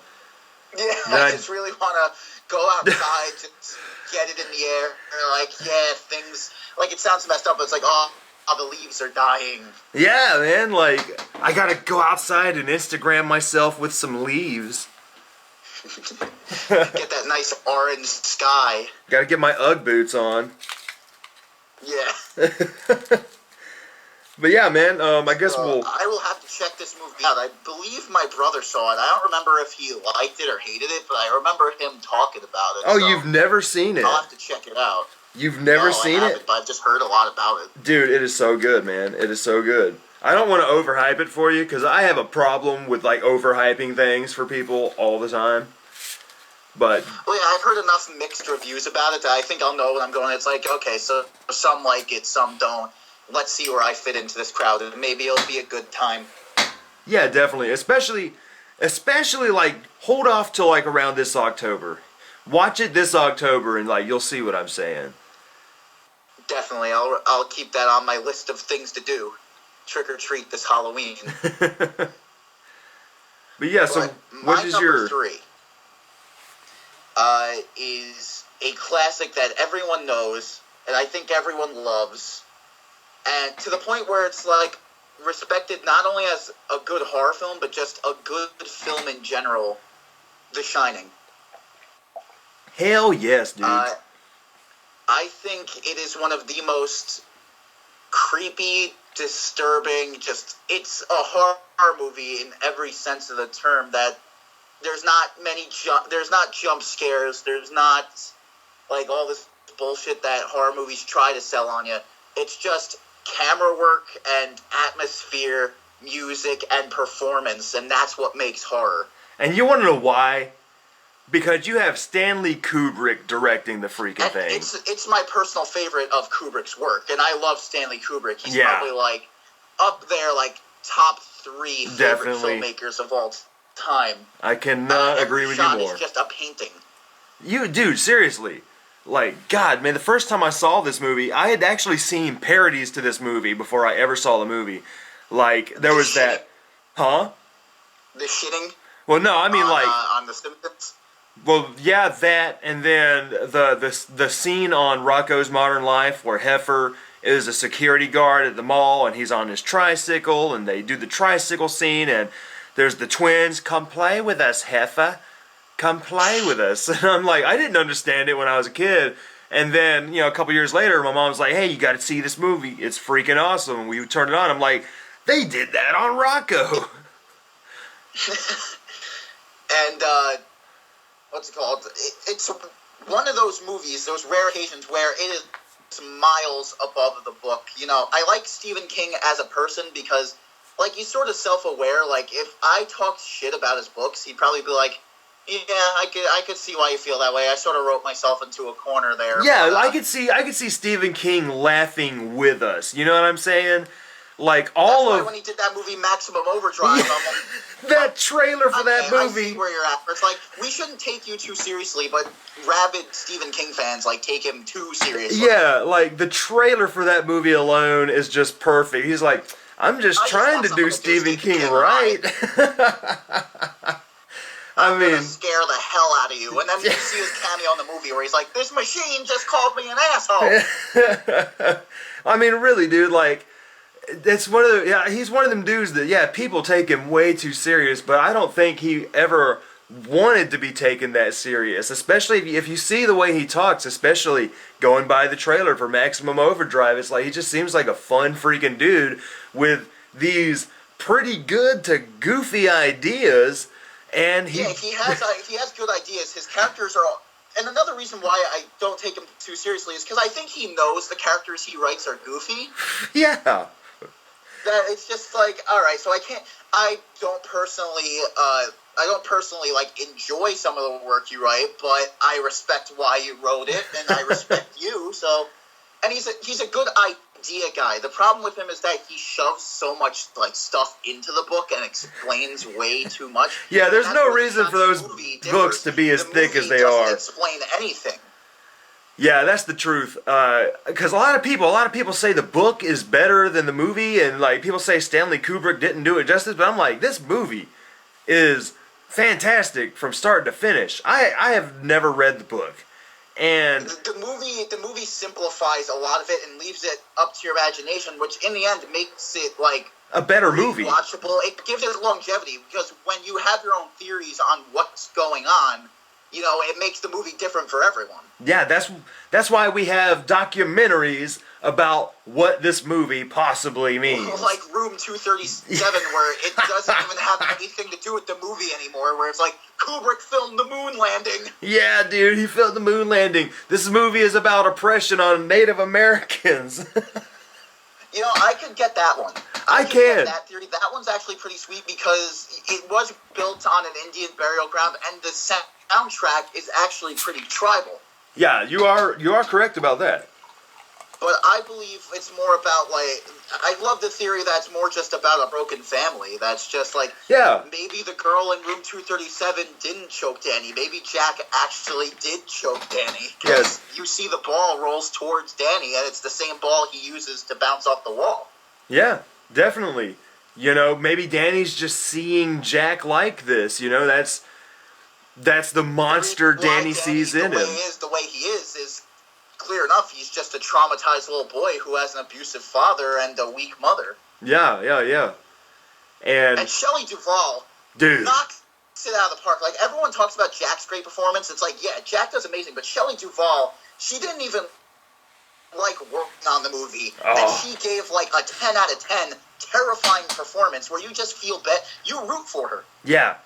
To watch her transformation next to Jack's transformation. His is from decent man trying to be better, going to complete insanity, while hers is normal everyday mother going to complete insanity and just survival mode. And it's so believable. You already get the feeling that something's off with the family before they even go to the Overlook Hotel. There clearly is something going on, and that's the reason why Stephen King doesn't really like the fact that Jack Nicholson was cast as Jack, and that, because it's clear he already seems off before the crazy stuff starts happening. You have the fake. That's what I find brilliant about it, because one, it's more believable that a person who's already on edge would go crazy in that environment. Yeah, and two, because the hotel, in my opinion, is just a means to an end. That there was already tension in the family, clearly. Definitely. he clearly like has resentment for his wife already. That's like that. This hotel just brings it out of them. And the great thing about that is the fact that when you watch it the first time, yeah, you feel they're pretty off, but you're not paying too much attention. Then you see the insanity You're of just enjoying Jack being weird. yeah, but then when you watch it again, saw it on the television. So when you watch it again, you notice that okay, these are fake smiles. They're putting on this facade that pretty much every dysfunctional family puts on. When you're around people or you're trying to like when he's trying to get this job, you're putting on that fake mask. Yeah, where he's like, I would love to tell my wife that story. She's a horror film addict. And then once they're alone together, he's like, now when you come into this room and you hear me typing, it means don't come the fuck in. Seriously, like you really believe this is a real fucked up family, and it even works better, like I said, the second time you watch it, because you notice all that stuff. It's like, okay, they're like you said, they're already off because there's been this tension for so many years, but when you first watch it, you're like, they're kind of off, but we'll see where it goes. But yeah, we don't even know like how their relationship went and how Danny came to be. Like that could have easily have been an accidental pregnancy that forced them to get married. Yeah, seriously. And that they didn't really want to be together at all. And that's why I love the scene where they're talking about the Donner Party. Yeah. And Wendy's like, should you be like telling him this stuff? And he's like, it's okay, Mom. I know all about cannibalism. I saw it on the television. Yeah. And fucking Jack goes like, yeah, it's okay. You saw it on the television. My interpretation of that scene is that, Wendy's trying to, like, tell Jack, like, not to talk about that stuff in front of the kid, like, good parents. But then again, now he's judging her about her parenting because he just lets him stand in front of the TV all day. Yeah, definitely. That's like, we both fucking suck as parents. Definitely. So don't come judging me when you're letting our son, like, you should have stopped him. But I love how the movie doesn't feel the need to explain everything. Like I said, that was the problem with the book. It explains way too much. And that was a thing that Kubrick was a master at. When I saw Eyes Wide Shut for the first time, I was lost as fuck. And to this day, I'm still lost. Even with Space Odyssey, like, they're great freaking movies, but they always keep you wondering. Yeah, at the end of them, I'm always like, what the fuck was going on? I can watch them hundreds of, like, even I'll say I probably understand The Shining more than... Yeah, The Shining's probably the easiest to understand, yeah. Which is surprising. But at the same time, there's so much stuff you could read into it, which is great. It was like he kind of perfected that with The Shining, the very, what do you call it? Sort of loose storytelling, but making it a little more accessible at the same time. Whereas, you're not gonna just show anybody Space Odyssey because most people will probably be bored with the 30 minutes of monkeys at the beginning. But you can pretty much show anyone The Shining and they'll genuinely enjoy it. Because first off, the music just settles you in. Like, unsettles you in, really. Like, that's what I love about the Blu-rays on the Kubrick setup, is that there's no DVD menu. Once you put in the Blu-ray, it just starts, and that music just starts up, and you see, like, those helicopter shots, and I'm like, oh, shit. So I gotta get in my seat already. I'm like, I was about to make popcorn, but nope, looks like the movie's starting. Looks like I'm down. The only thing that sucks about the Kubrick Blu-ray set that I got this Christmas is it seems like, I don't know, there's different cuts of the film. I know the European cut of The Shining was Kubrick's personal favorite. But there was a lot of scenes that I remember that seem to have been cut out from the Blu-ray I currently own. Huh, like what? Like when Wendy walks in, maybe I'm not paying attention as good, maybe I'll have to rewatch it, but that scene when Wendy walks into, like, the hall and it's full of skeletons and cobwebs, that was missing. The scene where Dick Halloran's talking to Tony Burton where it's like, I have to get back to the Overlook Hotel. They turned out to be unreliable assholes. I don't think that was. It seemed like they cut that out. I'm like, wait, where's that line? That's one of my favorite lines. Damn. Yeah, I don't know. Maybe I'll just have to watch it again. But I know I gave my brother the second Blu-ray of it. The first Blu-ray of it I got. So now, like, he's in college. I'm like, when you come back, I want my Shining Blu-ray back because those have my scenes in it. I'll trade you. Yeah, I'll trade you the shitty cut down. It's still a good movie. Like, it still flows well. It's just maybe I got a UK cut. I don't know. Weird. Which is funny because The Shining was the first Blu-ray I ever got before my family even bought a Blu-ray player. We just knew we were getting a Blu-ray player soon, so on Christmas, I open up The Shining Blu-ray. I'm like, sick. We're getting a Blu-ray. Oh, yeah. And I got one of my favorite movies to start with. True that. And it looks great on Blu-ray. It really does. I bet it does, dude. I bet it It does. just pops. I'm looking at the poster I have of it right now, which is that weird painting where it has like everything in it. Like there's the scene of Grady and Jack in the bathroom, but it's like upside down on the poster. Sweet. It's sick. That's rad. Yeah.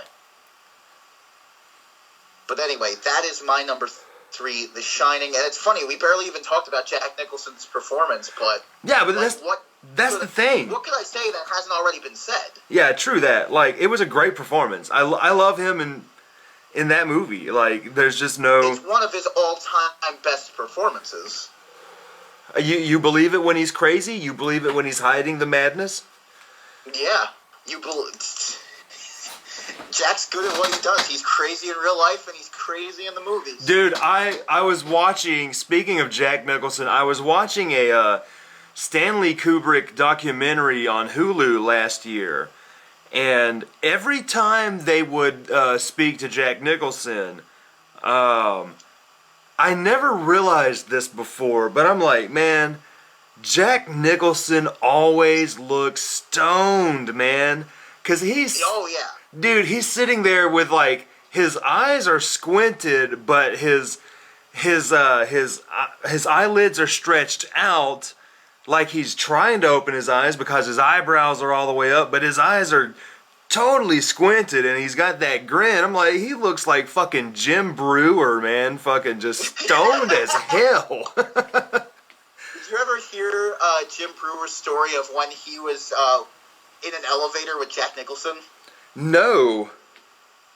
I guess it was like SNL or something like that, and like they just finished the show, and Jim Brewer gets in the elevator, and then Jack like makes him hold the elevator, and you know Jim Brewer's trying not to freak out because it's Jack fucking Nicholson, but they sit in the sweaty elevator for a good couple minutes in awkward silence, but then as the door opens and Jack walks out, Jack just turns to Jim Brewer and goes, "You know what, kid? You look how I feel right now." Yeah.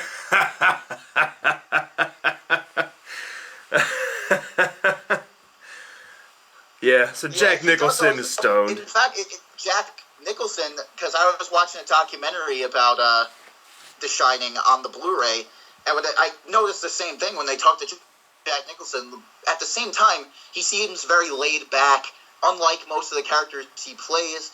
But at the same time, I also got that feeling of Jack Torrance where it's like, you are hiding some madness. You are keeping that face on. Because I know when you get back to your house, you got like 7,000 hookers and a ton of blow. Yeah. Oh, Next shit. to all your Oscars. That would be pretty awesome. That is The Shining. That is The Shining, y'all. So my number 2 Oh, yep, number 2. is Creepshow. There we go. There it is. There it is, everybody. Yay. All right, moving on. No, man. Let's edit in a applause sound effect. Yay. Woo!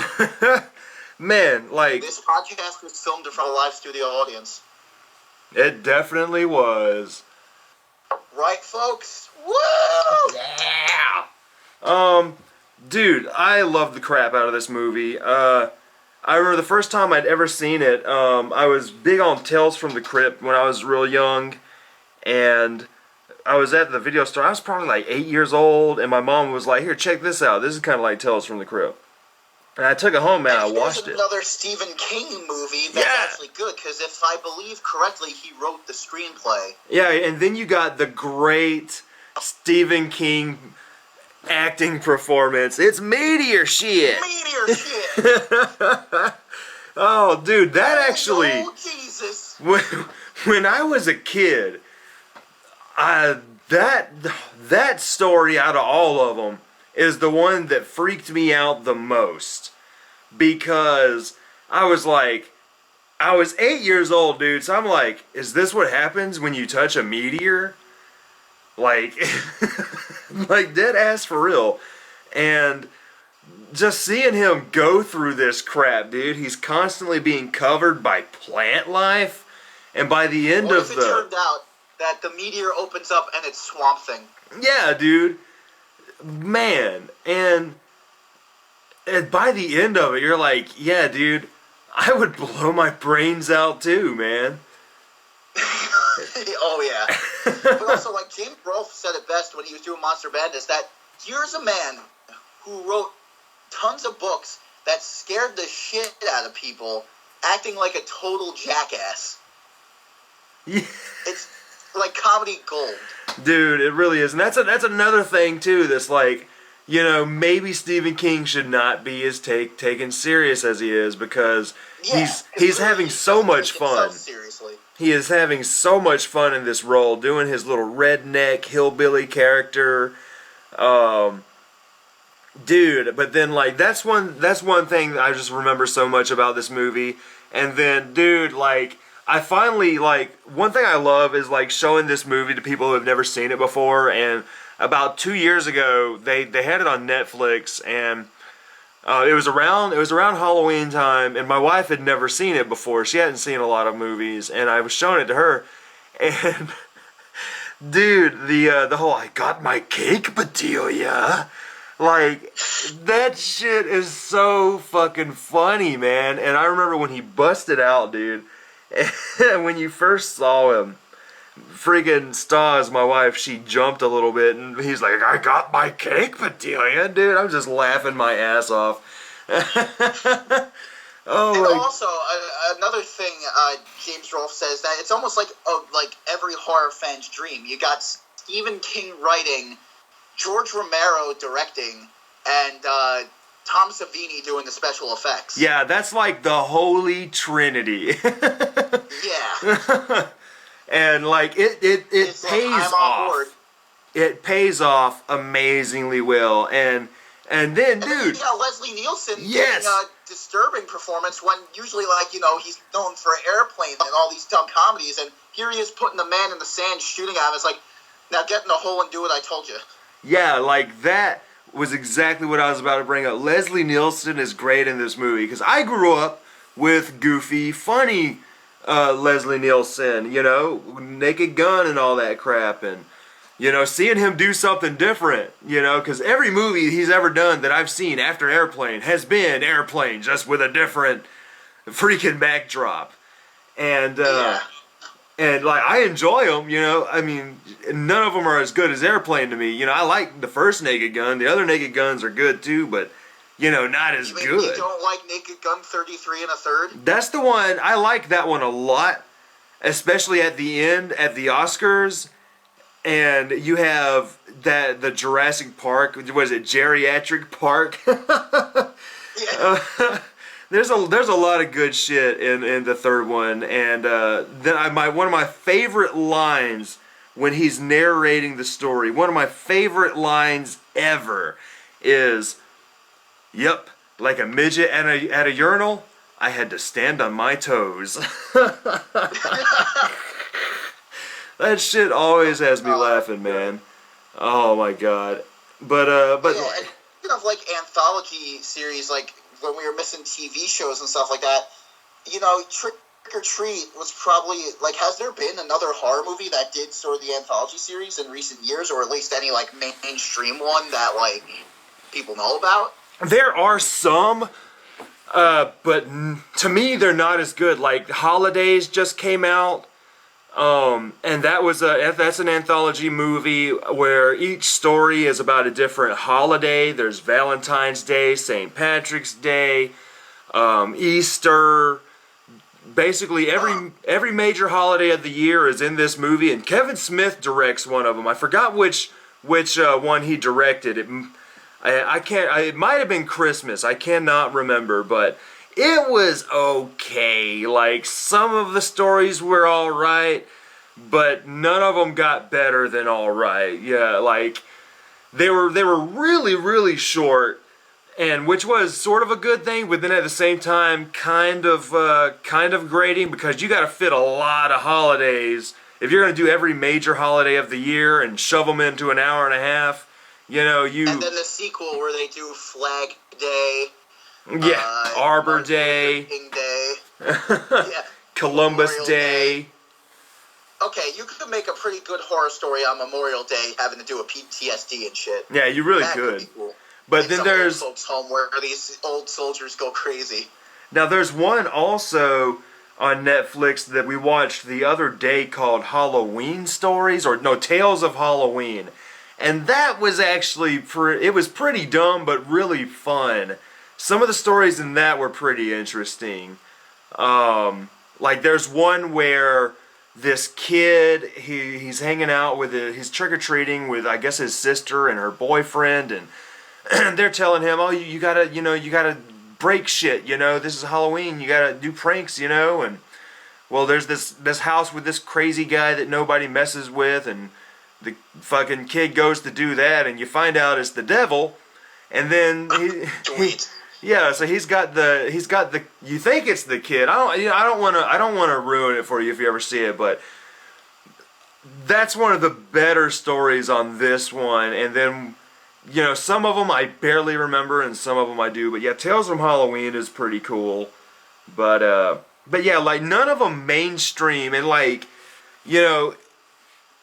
Trick or Treat, it's fairly mainstream, but it's one of those, it's like cult mainstream, because like the movie was supposed to be released in theaters. Like I saw the trailer like a good year before it even came out on video, and but now he's a fairly big name in Hollywood right now, because he's talking about doing a sequel. They're trying to get him. They say he's going to do the new Godzilla movie. He did Krampus, and I've been meaning to see Krampus. I still haven't seen it either. But a lot of people tell me it sucks, but those people don't understand the kind of movie this is trying to be. Whereas the people that say they like it are It seems like they get it. Like what I tried not to watch too much of the midnight screenings of it because I didn't want any spoilers, but yeah, they enjoyed the shit out of that movie. Yeah, like, and I normally trust their opinion. The midnight screening is all that. Yeah, because they seem more like us. Like though they do have their critical moments. Like everyone's a critic, so like you're gonna be critical about the stuff you don't like or nitpick some things you do like. But when something's fun, and you just gotta admit that's fun. Like they will. Yeah.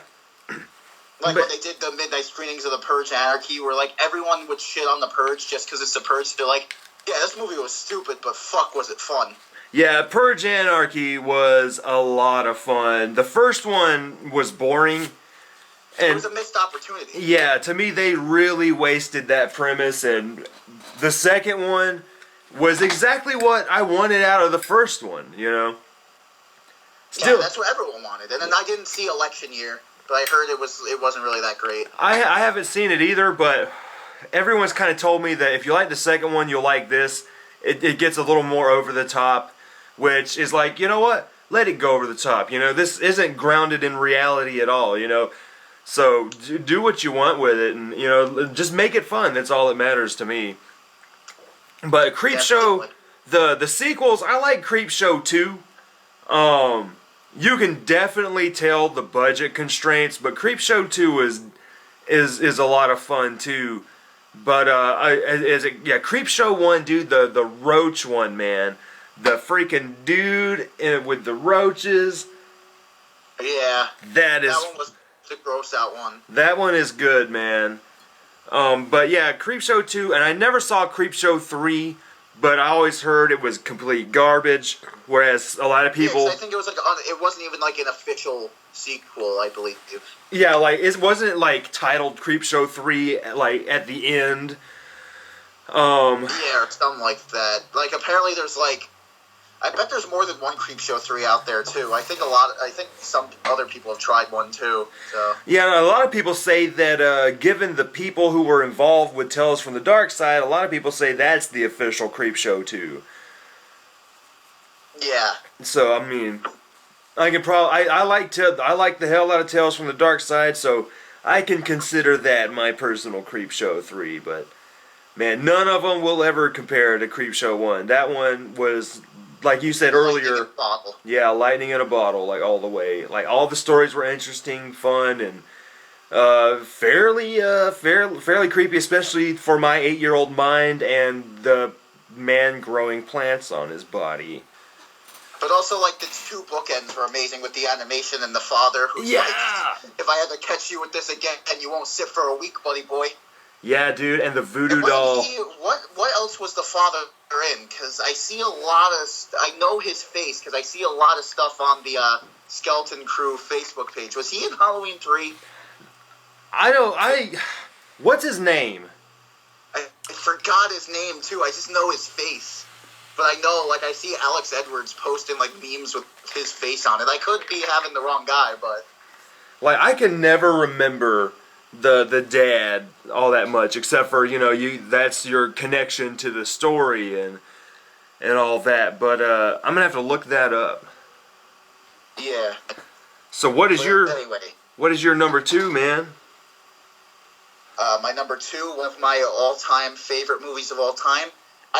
Instead of like Halloween, I usually get wrapped up into this movie around November, where like it starts to get cold and winter starts to roll in, and I start to just bundle in and isolate myself. Where do you? John Carpenter's The Thing. Oh, sweet. Where do you live at, by the way?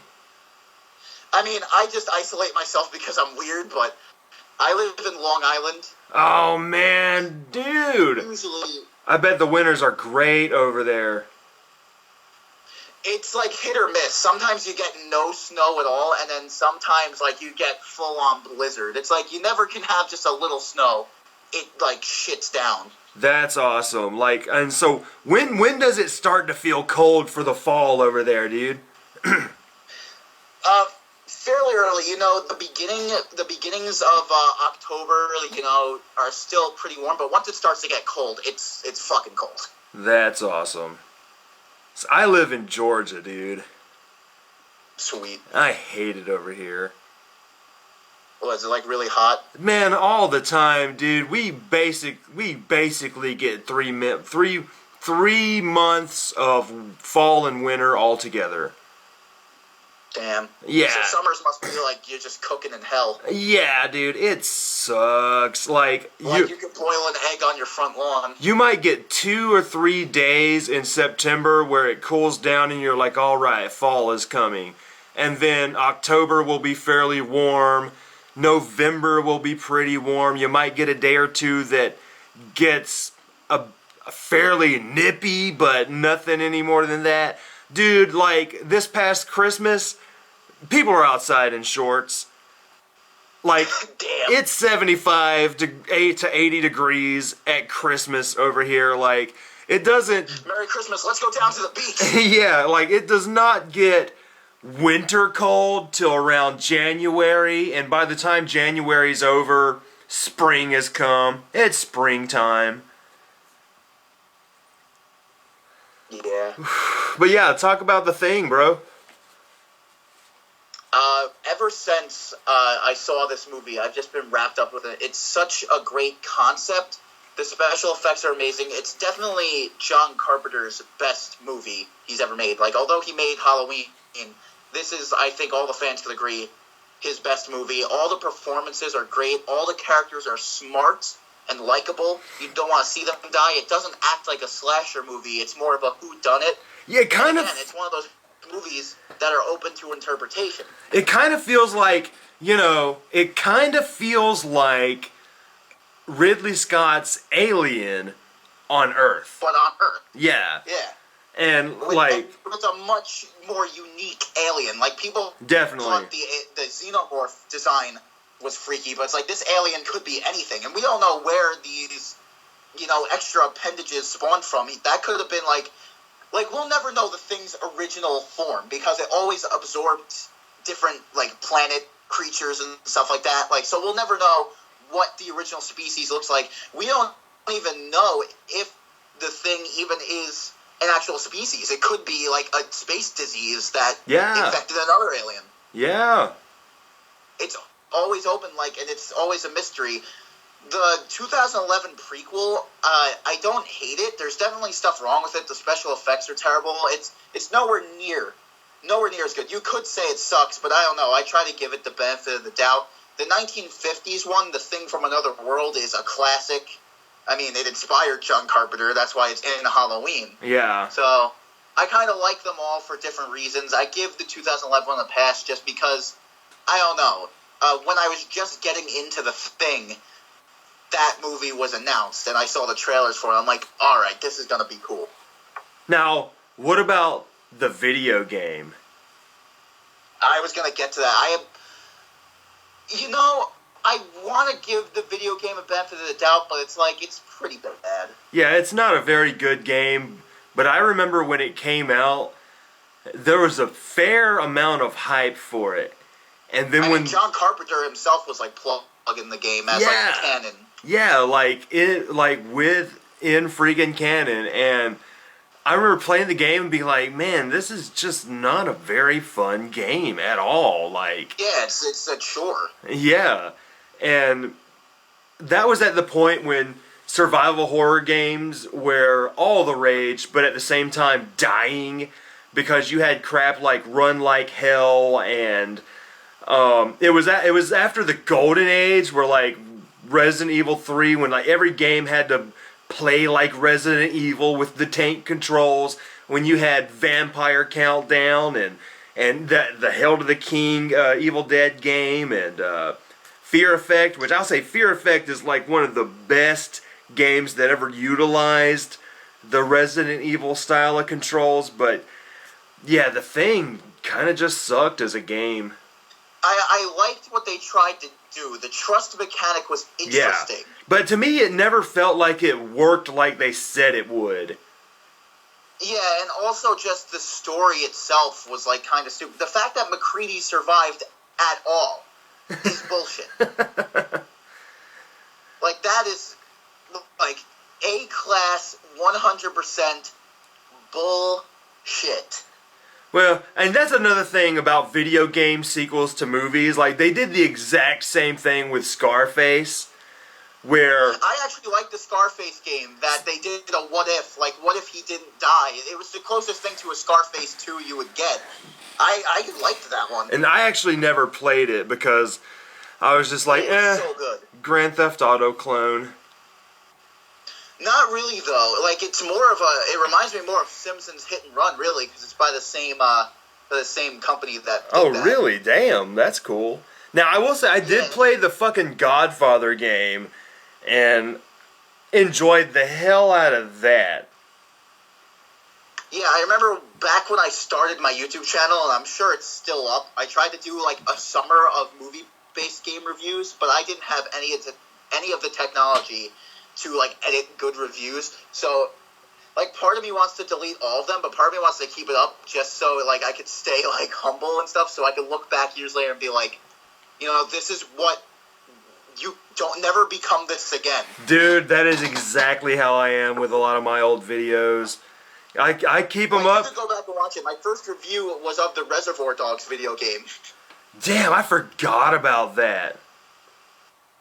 Yeah, and that game I tried to give the benefit of the doubt, because again, it had an interesting mechanic with the crowd control, but it's like, you only have Michael Madsen coming back to do the voice. The graphics are terrible. The fucking... It's lackluster. Oh, and that just reminded me of the fucking Sopranos video game. And there was also a From Dusk Till Dawn video game that sucked. Was there really? Yeah, it was another one of those video game sequels where it's like, Seth Gecko has been arrested for being accused of the Titty Twister murders, where it's like, even though in the movie they said there were no cops around for miles, so how would they even find out about that? Yeah. But he's locked up in jail, and then this fucking family of vampires break into the jail, apparently out for revenge, and then you have to, like, fight your way out of the jail as a terrible, like, a guy who doesn't even sound like George Clooney. Oh. Fucking... And then they make some fucking stupid reference where it's like, Seth Gecko's lawyer is talking to him, and he's like, you know, everyone says you killed your brother and all stuff. Your track record looks like a Tarantino movie.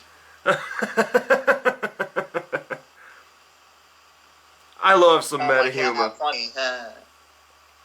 I do love some meta humor. I do love that, but yeah, the movie.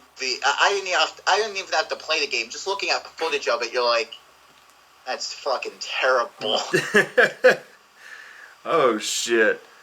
But I love how the cover to the video game tries to recreate the movie poster, but with the shitty models that look nothing like the actors. wow. But dude, Yeah. the first time I saw John Carpenter's The Thing, I loved the hell out of it, and man, to me That was another thing about the video game. That's like, you play through this game, and what's the end credit song? A song that does not belong in the thing at all. See- The fucking "After Me" by Saliva. Oh really? Which, for the record, that's a guilty pleasure song. I don't think it's that bad of a song. Like, sure, it's emo as fuck, but I don't know. It has a good sound, but the only reason that's in the end credits is because one of the lyrics is "caught up with things that are inside of me." I'm like, that's not what that means. Oh my god. It doesn't mean literally, guys. Like, you could have ended it with the Thing theme by Ennio Morricone, but no. The credits start rolling just... It's like, last time I checked, this game took place in 1982. Couldn't we get, like, Stevie Wonder or something? Yeah, and you know, another reason that song is in that game is because, you know, the game came out in like what, 2003, 2000 2002. 2002. So right on the cusp of that kind of music being, like, popular. right there. So they didn't Like, care. 2002 is the exact year. They didn't even care that, you know, the game was in the 80s, but they're like, hey, new metal's popular. That's what I like about the 2011 prequel, is that, sure, like, the characters don't really dress and look like they're in the 80s, but the music was, like, definitely in that time period. And, again, it was sort of like symbolism. Like, in-your-face symbolism, but still, like, when you see Mary Elizabeth Winstead on her Walkman and she's listening to Who Can It Be Now? I'm like, I get it. And they're listening to I Gotcha by Joe Tex. It's like, I get it, because they're gonna get you. Wow. But John Carpenter's the thing. Like, I said all I need to say, both here and on my top 10 favorite movies video, that it's like, again, you love most of the characters, even if they're dicks. Like, Keith David as Childs is fantastic. I mean, everyone loves Kurt Russell, too. I love Windows. I love Clark. All of that. Wilford Brimley, I mean, come on. Wilford Brimley. Going crazy, where he starts cutting up all the fucking, like, radios. He's like, I'll kill you. And it's just a terrifying movie. I think on the Skeleton Crew, they compared it. It's very Lovecraftian, even. You can definitely say that. Yeah. Especially the creature designs and the madness. Oh, yeah. The madness, the creature designs are very Lovecraftian in nature. But also the tension is just so wide, and that's where the prequel fails, is that everyone gets in, like... how fast in the prequels they get paranoid is faster than the characters in the video games get. Yeah. That's like... That's what I like about the 1982 movie, is that, like, it's a slow build-up. Yeah. And that freaking screech the dog makes when you see it in its full thing form is so unnatural, and it's like, it's so creepy. Yeah, I would shit myself Yeah. if I were to see that in real life. I'd be like Stephen King in fucking Creepshow, just blow my brains out right there. I'd be like, well, we're fucked. and that they have flamethrowers flamethrowers and guns in Antarctica, which I find hilarious because if you actually look it up, guns and firearms are not allowed on the continent. Yeah. So I know it's a movie and all, but I like to think they smuggled that shit onto the continent. Hell yeah. And I remember that was a thing that was a pain in the ass in the video game, was the flamethrowers did the most damage to the aliens in the game, but that shit was so hard to get a hold of. You could never find the fuel for it. And when you had to aim for it, you always had to go in the first person mode, because if you just tried to use your blowtorch third person, you'd just be shooting at your own feet. Yeah, that sucked. God. And also the fact that they did the stereotypical storyline that anybody with half a brain would do is oh, we're gonna make a cool story where the government tries to use the thing as a weapon, where we don't want to see that shit. That's too unoriginal. Of course people would, it's no. Yeah. That's what I like about some of the scripts. They were gonna do a sci-fi TV show of the thing, and they were gonna change it from Antarctica to New Mexico, which is oh, that's pretty cool. But the thing is, they were originally going to use this thing as a weapon. Russians come and find Childs and McCready's corpses, and they take a sample of the thing, and they think they can use it as a weapon. But the moment they realize this thing is unstable, they cryogenically freeze it, which is smart. Yeah. You always think to burn it, but as long as it's frozen, much like when it was in the ice, but then it somehow finds its way onto a helicopter going over New Mexico, and it finds its way into the town. And one of the most creepy ideas of this miniseries would have been that the thing finds out how to get around the blood test. So that would have been cool. It evolves. That would have been terrifying. There were a few comic sequels, too, that John Carpenter approved of, but again, they started to go more into, the action genre, where it's that was never what the thing was meant to be. Yeah, true that. But yeah, I could do a whole podcast on the thing. I talk about it endlessly, but I love it to death. Just everything about the look, the style, the feel. There's no other movie that will give you that feeling. Yeah, it's claustrophobic. It's scary. It's the being locked up in a frozen wasteland in a way is It's as scary as, being in the middle of space or being in the middle of the ocean with nothing around you. The woods. Yeah, the woods, definitely. The reason why I'm an anti-claustrophobic. I kind of like small spaces, so I like the tight packed and feel. But I would still be freaked out if I'm locked in with a specific group of people, that when tensions get high, you can't trust any of them. But it reminds me a lot, we have a property in Pennsylvania, my family. That scene where they're sitting around smoking weed and watching fucking what's it called, tapes of The Price is Right, and he's I know how this one ends, and he takes it out. It's yeah, I'd go insane too if I was up there for that long, that you're watching the same VHS tapes over and over again. But it reminds me of when we go up to our property in Pennsylvania, which is in the middle of the woods. It's very quiet, and we do have cable, but it's not very good cable, because again, we don't go up there so many times a year that we need good cable. We just bring up DVDs and we just sit around, shoot the shit, and just enjoy being up there as a family together. But it just reminds me of that. So it's it almost makes me feel comfortable before the shit hits the fan, which is even worse. Yeah, so that is cool, because you're comfortable in that environment, but then let's say you're at your property with your family, and then all of a sudden this fucking alien. Yeah, well, one of you guys starts to freaking mutate. Yeah. That's the thing. I would definitely be McCready, just sitting around maybe with a Sega Genesis playing fucking NHL, whatever Sega Genesis we have up there, drinking J&B, and then when it cheats, just pour it down the freaking circuits. Cheating bitch. I love that scene. But yeah, so my number one, I guess. Do you want to move on, or?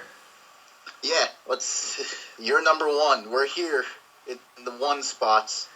The number one is another one that we mentioned. Can you possibly guess it? I'm just gonna...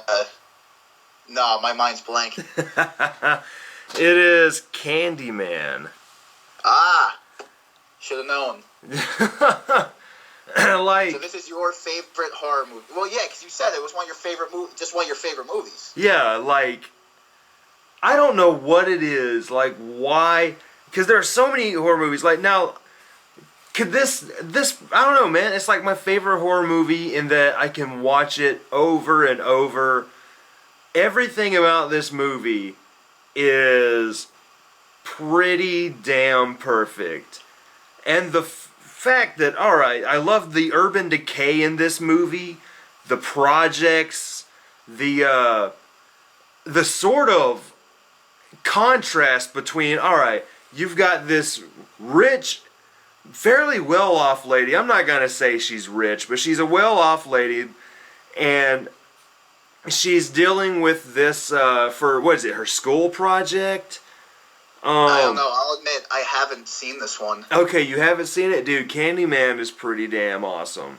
There's I hear a lot. I hear a lot among horror fans. They really love this one. This is the sequels. I'll say, Farewell to the Flesh is decent, and then Day of the Dead is god awful.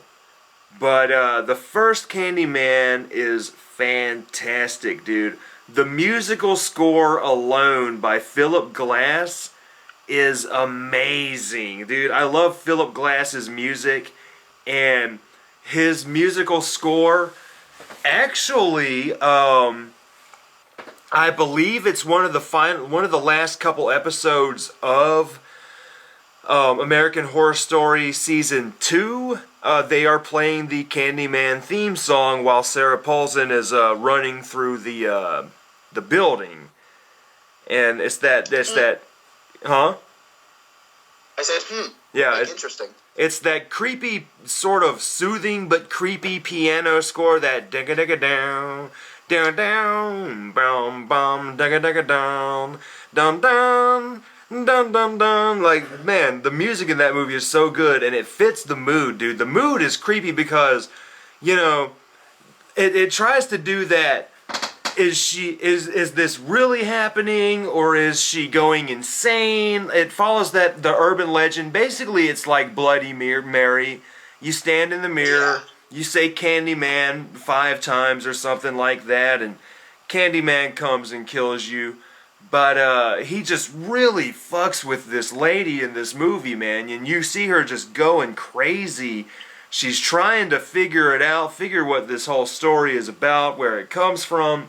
It takes her to the projects. She has to deal with and It's a pretty interesting setting, because every time you think of a stereotypical horror film, it's usually like the woods or the suburbs. Yeah. But it's like, here's a little something different. It's in the projects.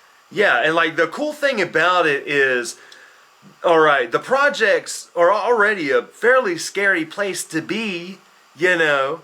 But what they do is they show you the projects and the people there, but the people aren't necessarily your stereotypical people you would assume that would be in the projects. You know, they are,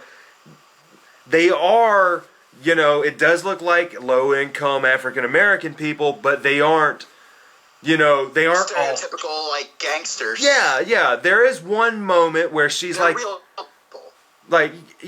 They're more believable than what you would see in any other movie. Even to the fact that they do throw in a scene where she's in this bathroom around the projects, and this little group of dudes show up in there like, we heard you're looking for the Candyman, bitch, and they knock her out. But that's because she's getting too close to something this group of people were doing.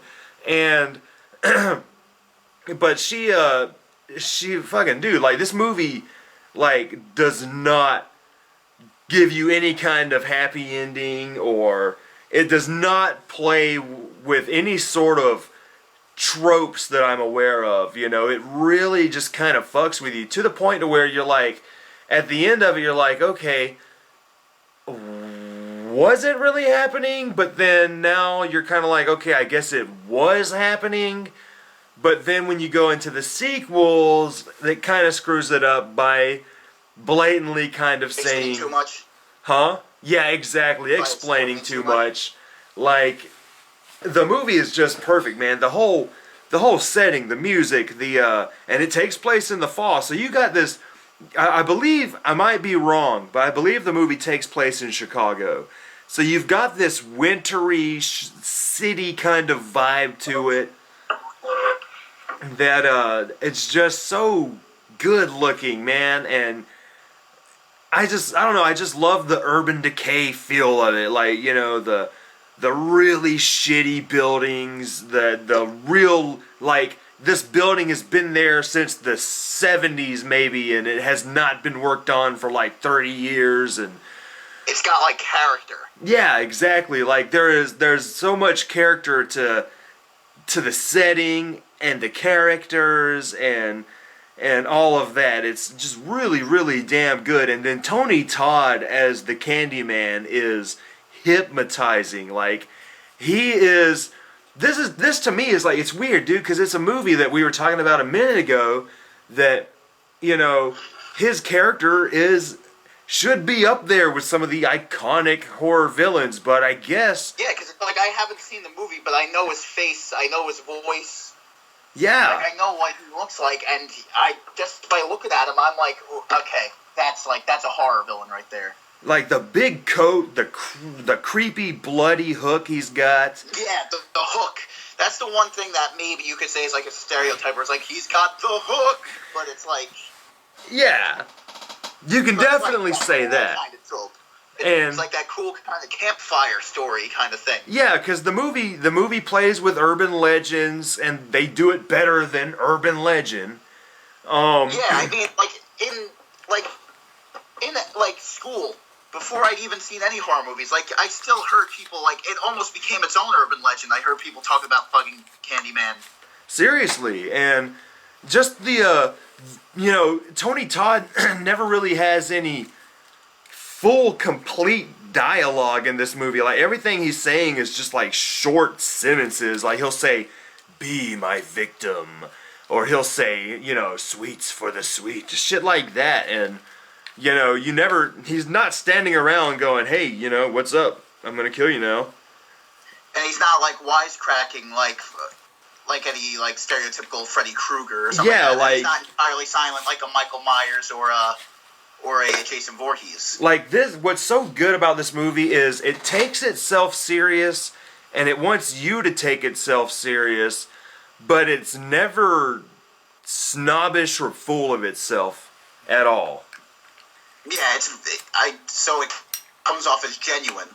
Yeah, it's completely genuine. It's got creepy vibes, and it's got some pretty effective stuff. And I saw the movie, I was about 12 or 13, and it freaked me out then, and I can still watch it today and be like, damn, this is still some pretty creepy shit going on here. That's a good horror movie right there, where it's like, what's going to happen, but you're still freaked out by it. Yeah, seriously. You still can't wrap your head around it. You're just like, it still gets me. Yeah, I highly recommend Candyman, definitely. I'll wait till the fall season. I'll do a double feature, Trick or Treat and Candyman. Hell yeah, dude. So you gotta watch Trick or Treat first. That way you're trick or treating. Then when you watch Candyman, you're getting your candy. Oh, there you go. Aha. Oh, I'm so smart. Yeah. Hilarious and original. So what is... Krusty the Clown. My number one, of course, when it comes to any list, there is a tie. And it's a tie between three beloved movies of mine. I couldn't pick one of them. Oh, shit. The Evil Dead trilogy. You had to throw all three in. I love them all. Like I said, I do like the first one more than two, but I still love two with a fiery passion. And Army of Darkness is one of the funniest movies I've ever seen. Yeah, it is still one of the funniest movies I've ever seen. Like, I can understand why some people don't like Army of Darkness, because it really does go straight on comedy. But which to me kind of works. Like the perfect blend, but it's like, it feels fine to me. It's Sam Raimi, it's Sam Raimi. He never really wanted to make horror movies to begin with. This is more Sam Raimi style. Yeah, it totally works with the comedy. I mean, Just the whole fish out of water, him going in medieval times, and It's he's a great fantasy in general. yeah, seriously. And I will always bitch when I'll be at work, and I'll be like, hey man, have you ever seen Army of Darkness? And they're like, no, and I'll explain it to them, right? And they'll be like, oh, that sounds a lot like Black Knight with Martin Lawrence. And I'm like, oh god damn you. Like, this came first. And that Martin Lawrence movie is garbage. I've never even heard of it, so... Yeah, thank God for that. That kind of explains memorability. You were probably... This is where the Ash character got really, this is where the Ash character became, the Ash we all know.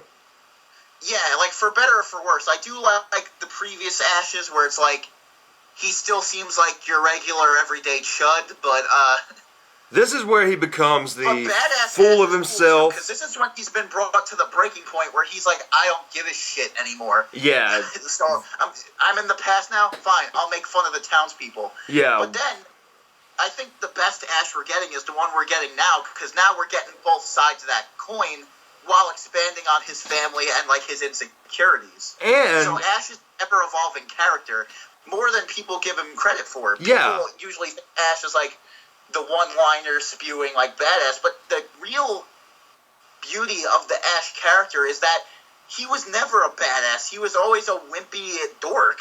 yeah, he's using his badass facade to basically hide his fear. And even what I love on the show is he's still at it. He's still trying to be that freaking one-liner guy, but by putting him up with Kelly and is it Pablo? Yeah, Pablo. And it's he's still trying to be badass, but he's just so old that they're kind of looking at him like, really, dude? You're still like this, Yeah, it's he never learned. Yeah, and he's still working at a freaking store. He never got a real job. Yeah, and he's not even close to being a manager or anything. He's just he's a stock boy still. He's making $7 an hour. He's making $7 an hour, freaking living in a trailer. He's just doing the same old crap he's like that dude that we all know who never changed, and we all quit hanging out with him, and then we see him 30 years later, and guess what? It's the exact same person. But what I love is they're kind of showing you that, yeah, he does have a human side, and he is kind of trying, and there's always a side to those kind of people you don't see. Yeah, so I really like that they're doing that. Yeah, it's that same old guy from 30 years ago, but he's and that they all think he's crazy. That there's no such thing as demons. That's a fucking asshole who killed his entire family and friends. That scene in the show when they bust into Kelly's house with the chainsaw arm and freaking blood all over them and shit, and there's nothing going on in the house and everybody's normal and shit, and it's oh, okay. Imagine that, dude. Imagine these dudes. I would be shitting myself. Dude,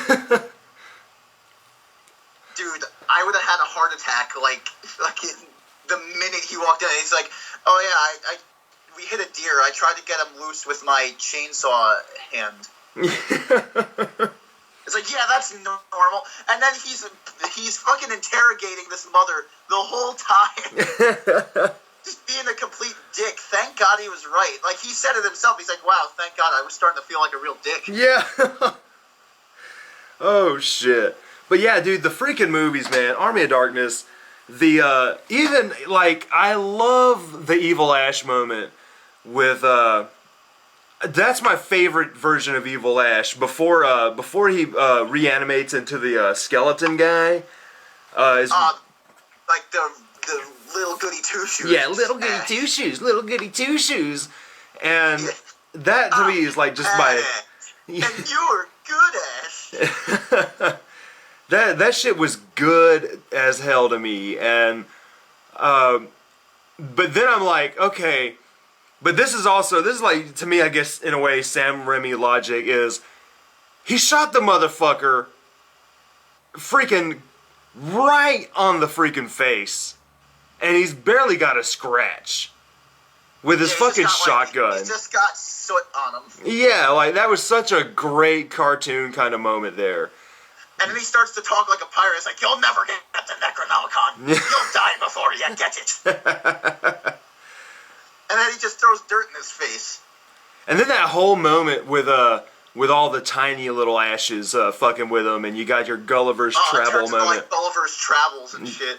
That was great. And he's like, how about a little hot cocoa? And he's just pouring this boiling water down his throat. Eye starts growing on his shoulder. It's so weird, but it's so great. Like, he just runs into the mirror for no reason. Yeah, dude. Oh like, my he sees god. something in the mirror and he thinks, fuck that, I'm gonna run into it. I love how, like, Ash starts to break free, and then the little Ash starts screaming, and they have to have two other Ashes, like, drag him off. Seriously. Oh, man. And, of course, there's that scene where he steps on the fucking tack. My fair lady, ha! Yeah, dude, he throws that little nail. Is it a nail, or? Yeah, it's a nail. No, he throws a fork at one of them. Yeah, that's what it is, the fork. Oh my god, dude. I do love the second form of Evil Ash because there's that scene where his jaw, like, doesn't... Like, There's Sally Forth! Sally Forth! Sally Forth! No, Sally Forth! Sally Forth. You're despicable.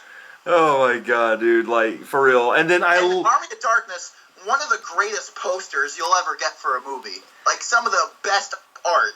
Yeah, like... For something so ridiculous. So... I have seen so many movie covers that use that sort of image, and I love that Army of Darkness does it too, with you've got the hero standing there, and you got the woman holding at his leg, you know, because Vacation did a cover very similar to that, and it's Star like... Wars. Yeah, and you know, it almost looks like a cheap romantic novel you can buy for $2 at the grocery store. Like Fabio. Yeah, dude, and like, but he's got a chainsaw arm and shit, you know, and you're like, this movie looks like cool. Trapped in time, low on gas. Yeah, seriously. But the thing with this one, above all else, is just the specific pose he's doing with the chainsaw hand. Like, that became like an iconic image where, like, Duke Nukem, like, copied that, like, pose. There's been so many, like, parodies of it. Seriously. Like, that one specifically. Like, even though, like, stuff like Vacation and Star Wars did it before, it's like, the specific Army of Darkness look with the background, it's been parodied so many times. Like, I remember there was one with Ghostbusters where it's Egon and Janine's on his leg. And there's one with Jason Voorhees. That's amazing. Yeah. But the Evil Dead franchise has always been, like, near and dear to my heart. I love the TV show. I didn't even mind the remake. In terms of horror remakes, like, it wasn't... They didn't recast Ash. They tried to do a reimagining, and for what it was, I really liked the direction that Fede Alvarez did. I can definitely agree with you. I enjoyed the hell out of it. Especially, I was going in, we watched the very first one again, because Stas had never seen it, and then we went and saw that. And I enjoyed the hell out of it. I was loving the effects. The effects were great. The characters were a little bland. Yeah, the characters were bland, but I really dug... I forgot her name, but basically the woman who becomes Ash. I dug her... Yeah. Especially at the end, man. God, some of those scenes were, like, gruesome as hell. Like, they did stuff like new, and the raining blood part was badass. I wanted to start playing Slayer. Yeah, and then when old girl cuts her arm off with the little meat, the electric meat carver, and she's standing there, you know, and it's barely hanging on, and then it falls off, dude. Like, there was some gruesome shit in that movie. So I give it a lot of... The one dude with the Jeffrey Dahmer glasses, the flannel shirt, the long blonde hair, like, he got royally fucked. Oh, it's... Like, he got stabbed. The scene where he gets hit with the crowbar, his arm, like, his hand, like, splits in two, that was it. that's what made me like, oh no, no. That movie had a fair amount of balls in it. It really did, and I give it. That's why it's respectable among all else. Is it went back to more practical effects. Yeah, and they looked The only good. thing I don't like is that the Deadites look like the Deadites' eyes are like yellow. They look like they are Sith Lords. They look like Darth Maul. What was really scary about the original Evil Dead is it's like their eyes just go entirely white. Yeah, Because a lot of people believe the eyes are the gateway to the soul. So when there's just nothing there, it's just like that's possession right there. Yeah, that was the white eyes are more effective than just turning them yellow. They look like they got jaundice now. Yeah, that just reminded me of the Shining miniseries that Stephen King wrote for TV. That was Sam awful. Raimi made a cameo in. But then there's that weird scene where as Jack goes more crazy and chasing after Danny with not an axe but a croquet mallet, he goes from he gets weird Deadite makeup going on. I don't know what the fuck was going on with Jack, but Yeah, it's scarier when he just looks like a regular guy. yeah. In any other case, in Evil Dead, the Deadite works. But I guess since they're like, oh, we got Sam Raimi, could we borrow a Deadite design for The Shining? Yeah. He's like, yeah, dude, I keep Deadeye makeup in the back of my car. Just warning you, though, the contacts are a bitch. You won't be able to see at all. But yeah, so then all right, we talked about Evil Dead 2, the remake. What about the first one? You say the first one is your favorite. Yeah, I think I like the first one among all. One, because it started it all. Two, the really cheap look of it. Yeah. The story behind how they made it. It's just a very humble movie. That's it knows what it is. And it doesn't try to be anything else. I can agree with that, there dude. There are things about it that are genuinely creepy.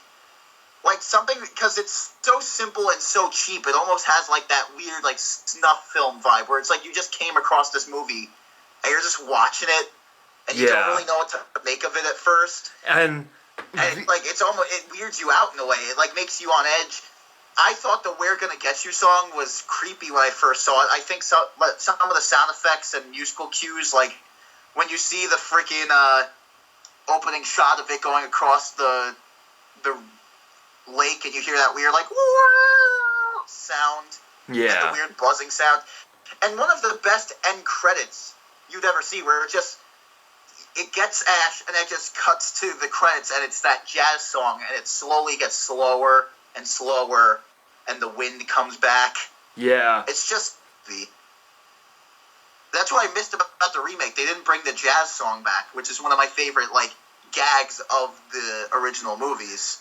Yeah, I think they brought it back in season 2. So sweet. So to me the biggest crime with the remake was people were already complaining that Ash wasn't in it, and then you get it. I liked the Ash cameo after the credits, but at the same time I was connected to the story. It was just, you could have done more with it. Maybe give Bruce Campbell just a normal cameo, but at the same time, it's you still gotta love it when he goes groovy and turns to the camera.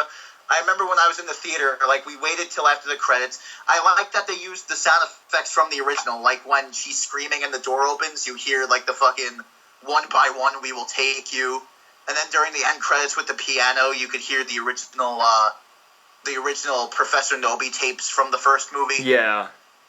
And they used that weird buzzing sound effect like the original, but yeah, then once you cut to Ash, he says his line and turns to the camera, and somebody in the crowd was like, "That was worth it." Yeah.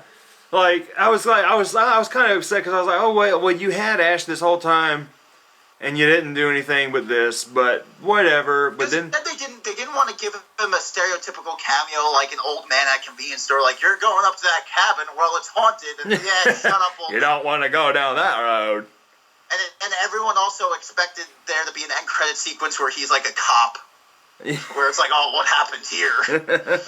So I kind of like that he just showed up, said his line. It's kind of because that's the funny thing about Bruce Campbell. He likes to put on this sellout persona. He's not really a sellout, but he always likes to make himself look like the greedy actor. Yeah. He's yeah, I'll just show up and say my lines and be your dancing monkey. Yeah, it's But almost that's like not- Ash was that's giving like- the movie that's his approval. joke. What? It's almost like Ash was giving the movie approval.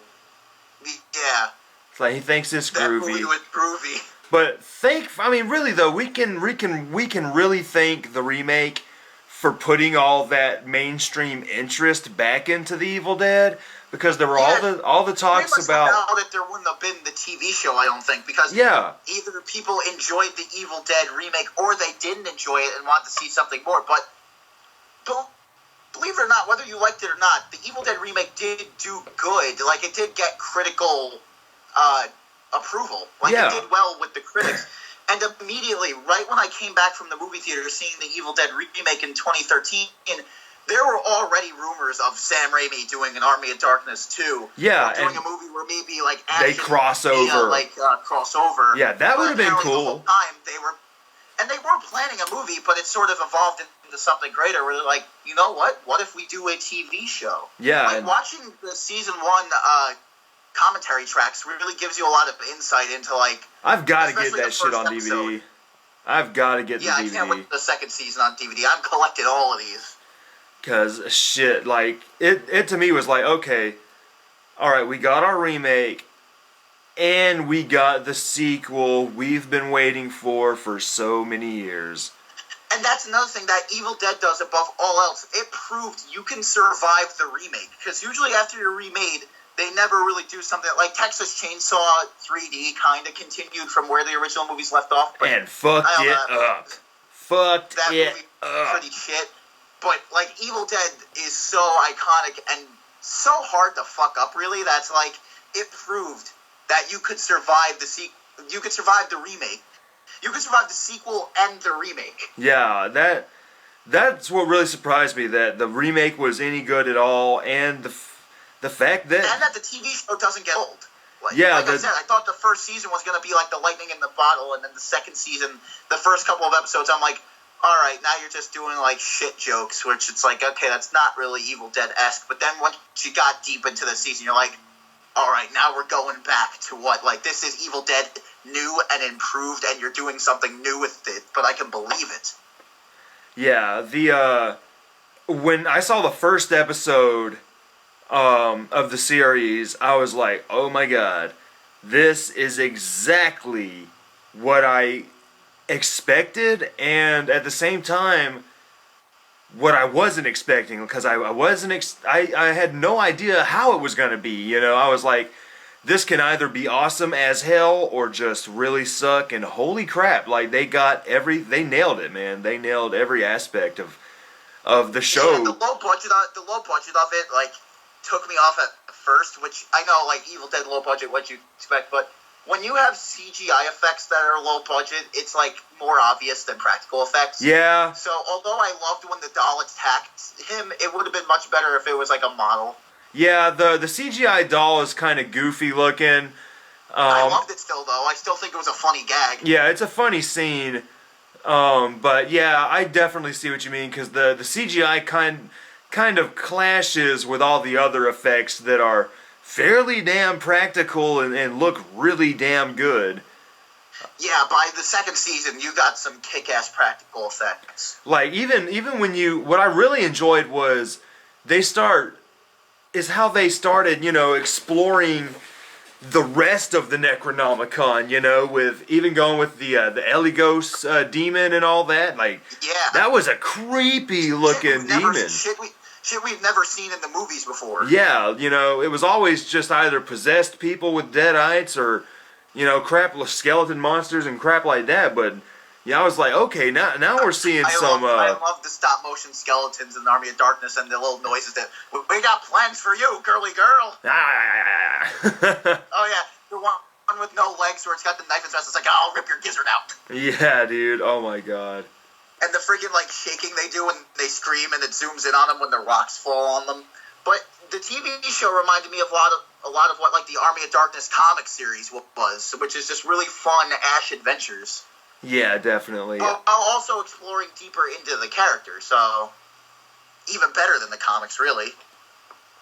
Though, if you want a kick-ass comic, I suggest you read the two series of Freddy vs. Jason vs. Ash. 'Cause Yeah. that's a movie that should have happened. but they took the script and made a comic out of it, and it's pretty fucking sweet. I bet it is. Like I haven't read any comics in many, many, many years. That's when like you should like Amazon like order it.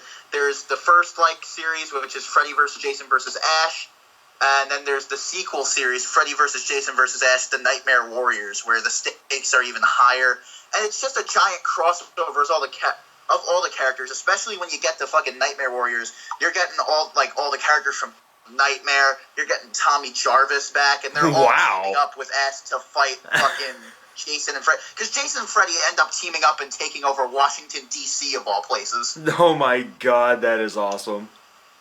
And he scratches off Pennsylvania Avenue and makes it a new Elm Street. Yeah, it's pretty fun. Like, all the survivors of Jason and Freddy, like, they start, like, meeting up and, like, teaming up. Like, they make it... At first, it starts off like a therapy group so they can just get over it. But then when they realize something bigger's at hand, like, they're like, all right, let's use what we know about these characters and kill them. So you got, like, Freddy's daughter from Freddy's Dead, which, you know, wasn't that good of a movie, but, like, her character arc in the comic is actually... It was a twist. You know what? I love Freddy's Dead, no matter how shitty it is, because he's got...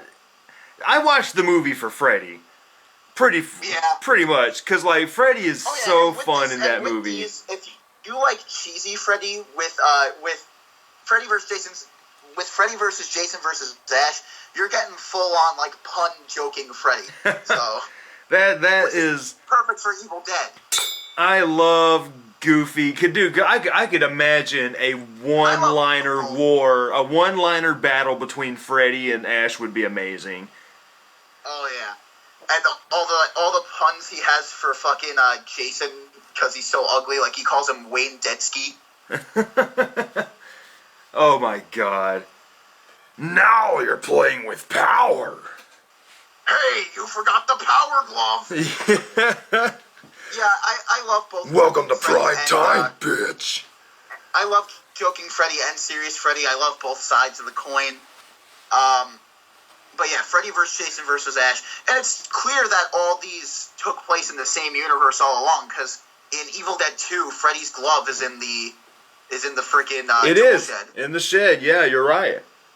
And in Jason Goes to Hell, it's not that great of a movie, but the Necronomicon is in it. I never noticed that. Because I only saw the movie once because it sucked. It did suck, but that's the one defining feature of it, is that the Necronomicon is in there, and that's how they explain why Jason never dies. It turns out Pamela Voorhees was always a little nutso and used to... It's kind of dumb, but it's so dumb it's hilarious that I just love it. That Pamela Voorhees used to read the Necronomicon to Jason as like a bedtime story. That's rad. So how Freddy tries to convince Jason to work for him and get the Necronomicon from Ash is, you know how he invades Jason's dream and makes it seem like he's fucking Pamela Voorhees and that he's Jason's new father. Oh my god. So yeah, Jason is very easy to manipulate in these in the movie and the comics. That's there's amazing. Always that scene where he breaks through it free, and he's like, "You're a dick. You're a dick, Freddy." It would have been awesome to see though, because Robert Englund. I like Jackie Earle Haley as an actor, but Robert Englund is Freddy. Yeah, I still haven't seen the remake to that. I haven't seen the Jason remake. I haven't seen any other remake to Chainsaw since that 2003 one. I'm just done with them. Like, the originals are fine with me. I mean, there's no way they're ever gonna be that good. And just everything I see from the remake for the Freddy movie is just not good at all. Yeah, I appreciate what they tried to do, bringing it back to seriousness, but really it was lackluster. But yeah, that was our top 5 horror movies. Yeah, and I lied to everybody. What horror movies were, what your favorite horror movies are. give us suggestions about what we can talk about on the show. And yeah, you could, as my dog. Yeah, you could give us suggestions and stuff. And I'm sorry that I lied to everybody that it wouldn't be 2 hours long. But right now, according to this Skype counter, Oh yeah. we've been going for 2 hours and 28 minutes. But Talker. I hope we kept you guys interested for that long. But where can we find you on the internet, Frank? The FDV production on YouTube. The FDV production, all lowercase and no spaces. The FDV production. We have movie reviews, all kinds of silly shit. Yeah, if you want to find us on the internet, go to rtgomer.com. We're under Bloody Chuckles Studios. Go to horrorphilia.com. We're under Speaker Brains. That's where our Speaker Brains podcast is. Go to the YouTube, the main hub, under Bloody Chuckle Studios. It's all pretty much music reviews, song reviews, new album reviews, comedy, scripted reviews, and music videos for our music. And if you want to hear our music, go to soundcloud.com under Bloody Chuckle Studios. And I try to get a lot of new songs every once in a while. The newest song is the theme song for our little show here. Mud Baby. Mud Baby. Now, here is that like a racial thing? I have no idea. Yeah, I was starting to think about that after I titled it. I'm like, I'm thinking Mud Baby because it's a country song, you know, and like they talk about I mud. just think of some like horrifying creature like growing out of the mud. Yeah, but then I started thinking, damn, is that like a racial slur? I hope not, but I'm hoping it's not either, but if you're listening to this podcast now, like, disclaimer, it's not. yeah, it's not meant to be racist, but you I know. do not appreciate that, so But disclaimer. I know it's a country song and all, but come on now. yeah. I mean, seriously, it's more Hank 3 than, you know, Dierks Bentley. Yeah.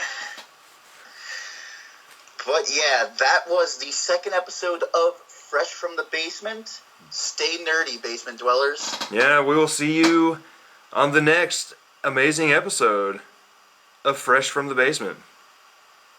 Later. Y'all take it easy.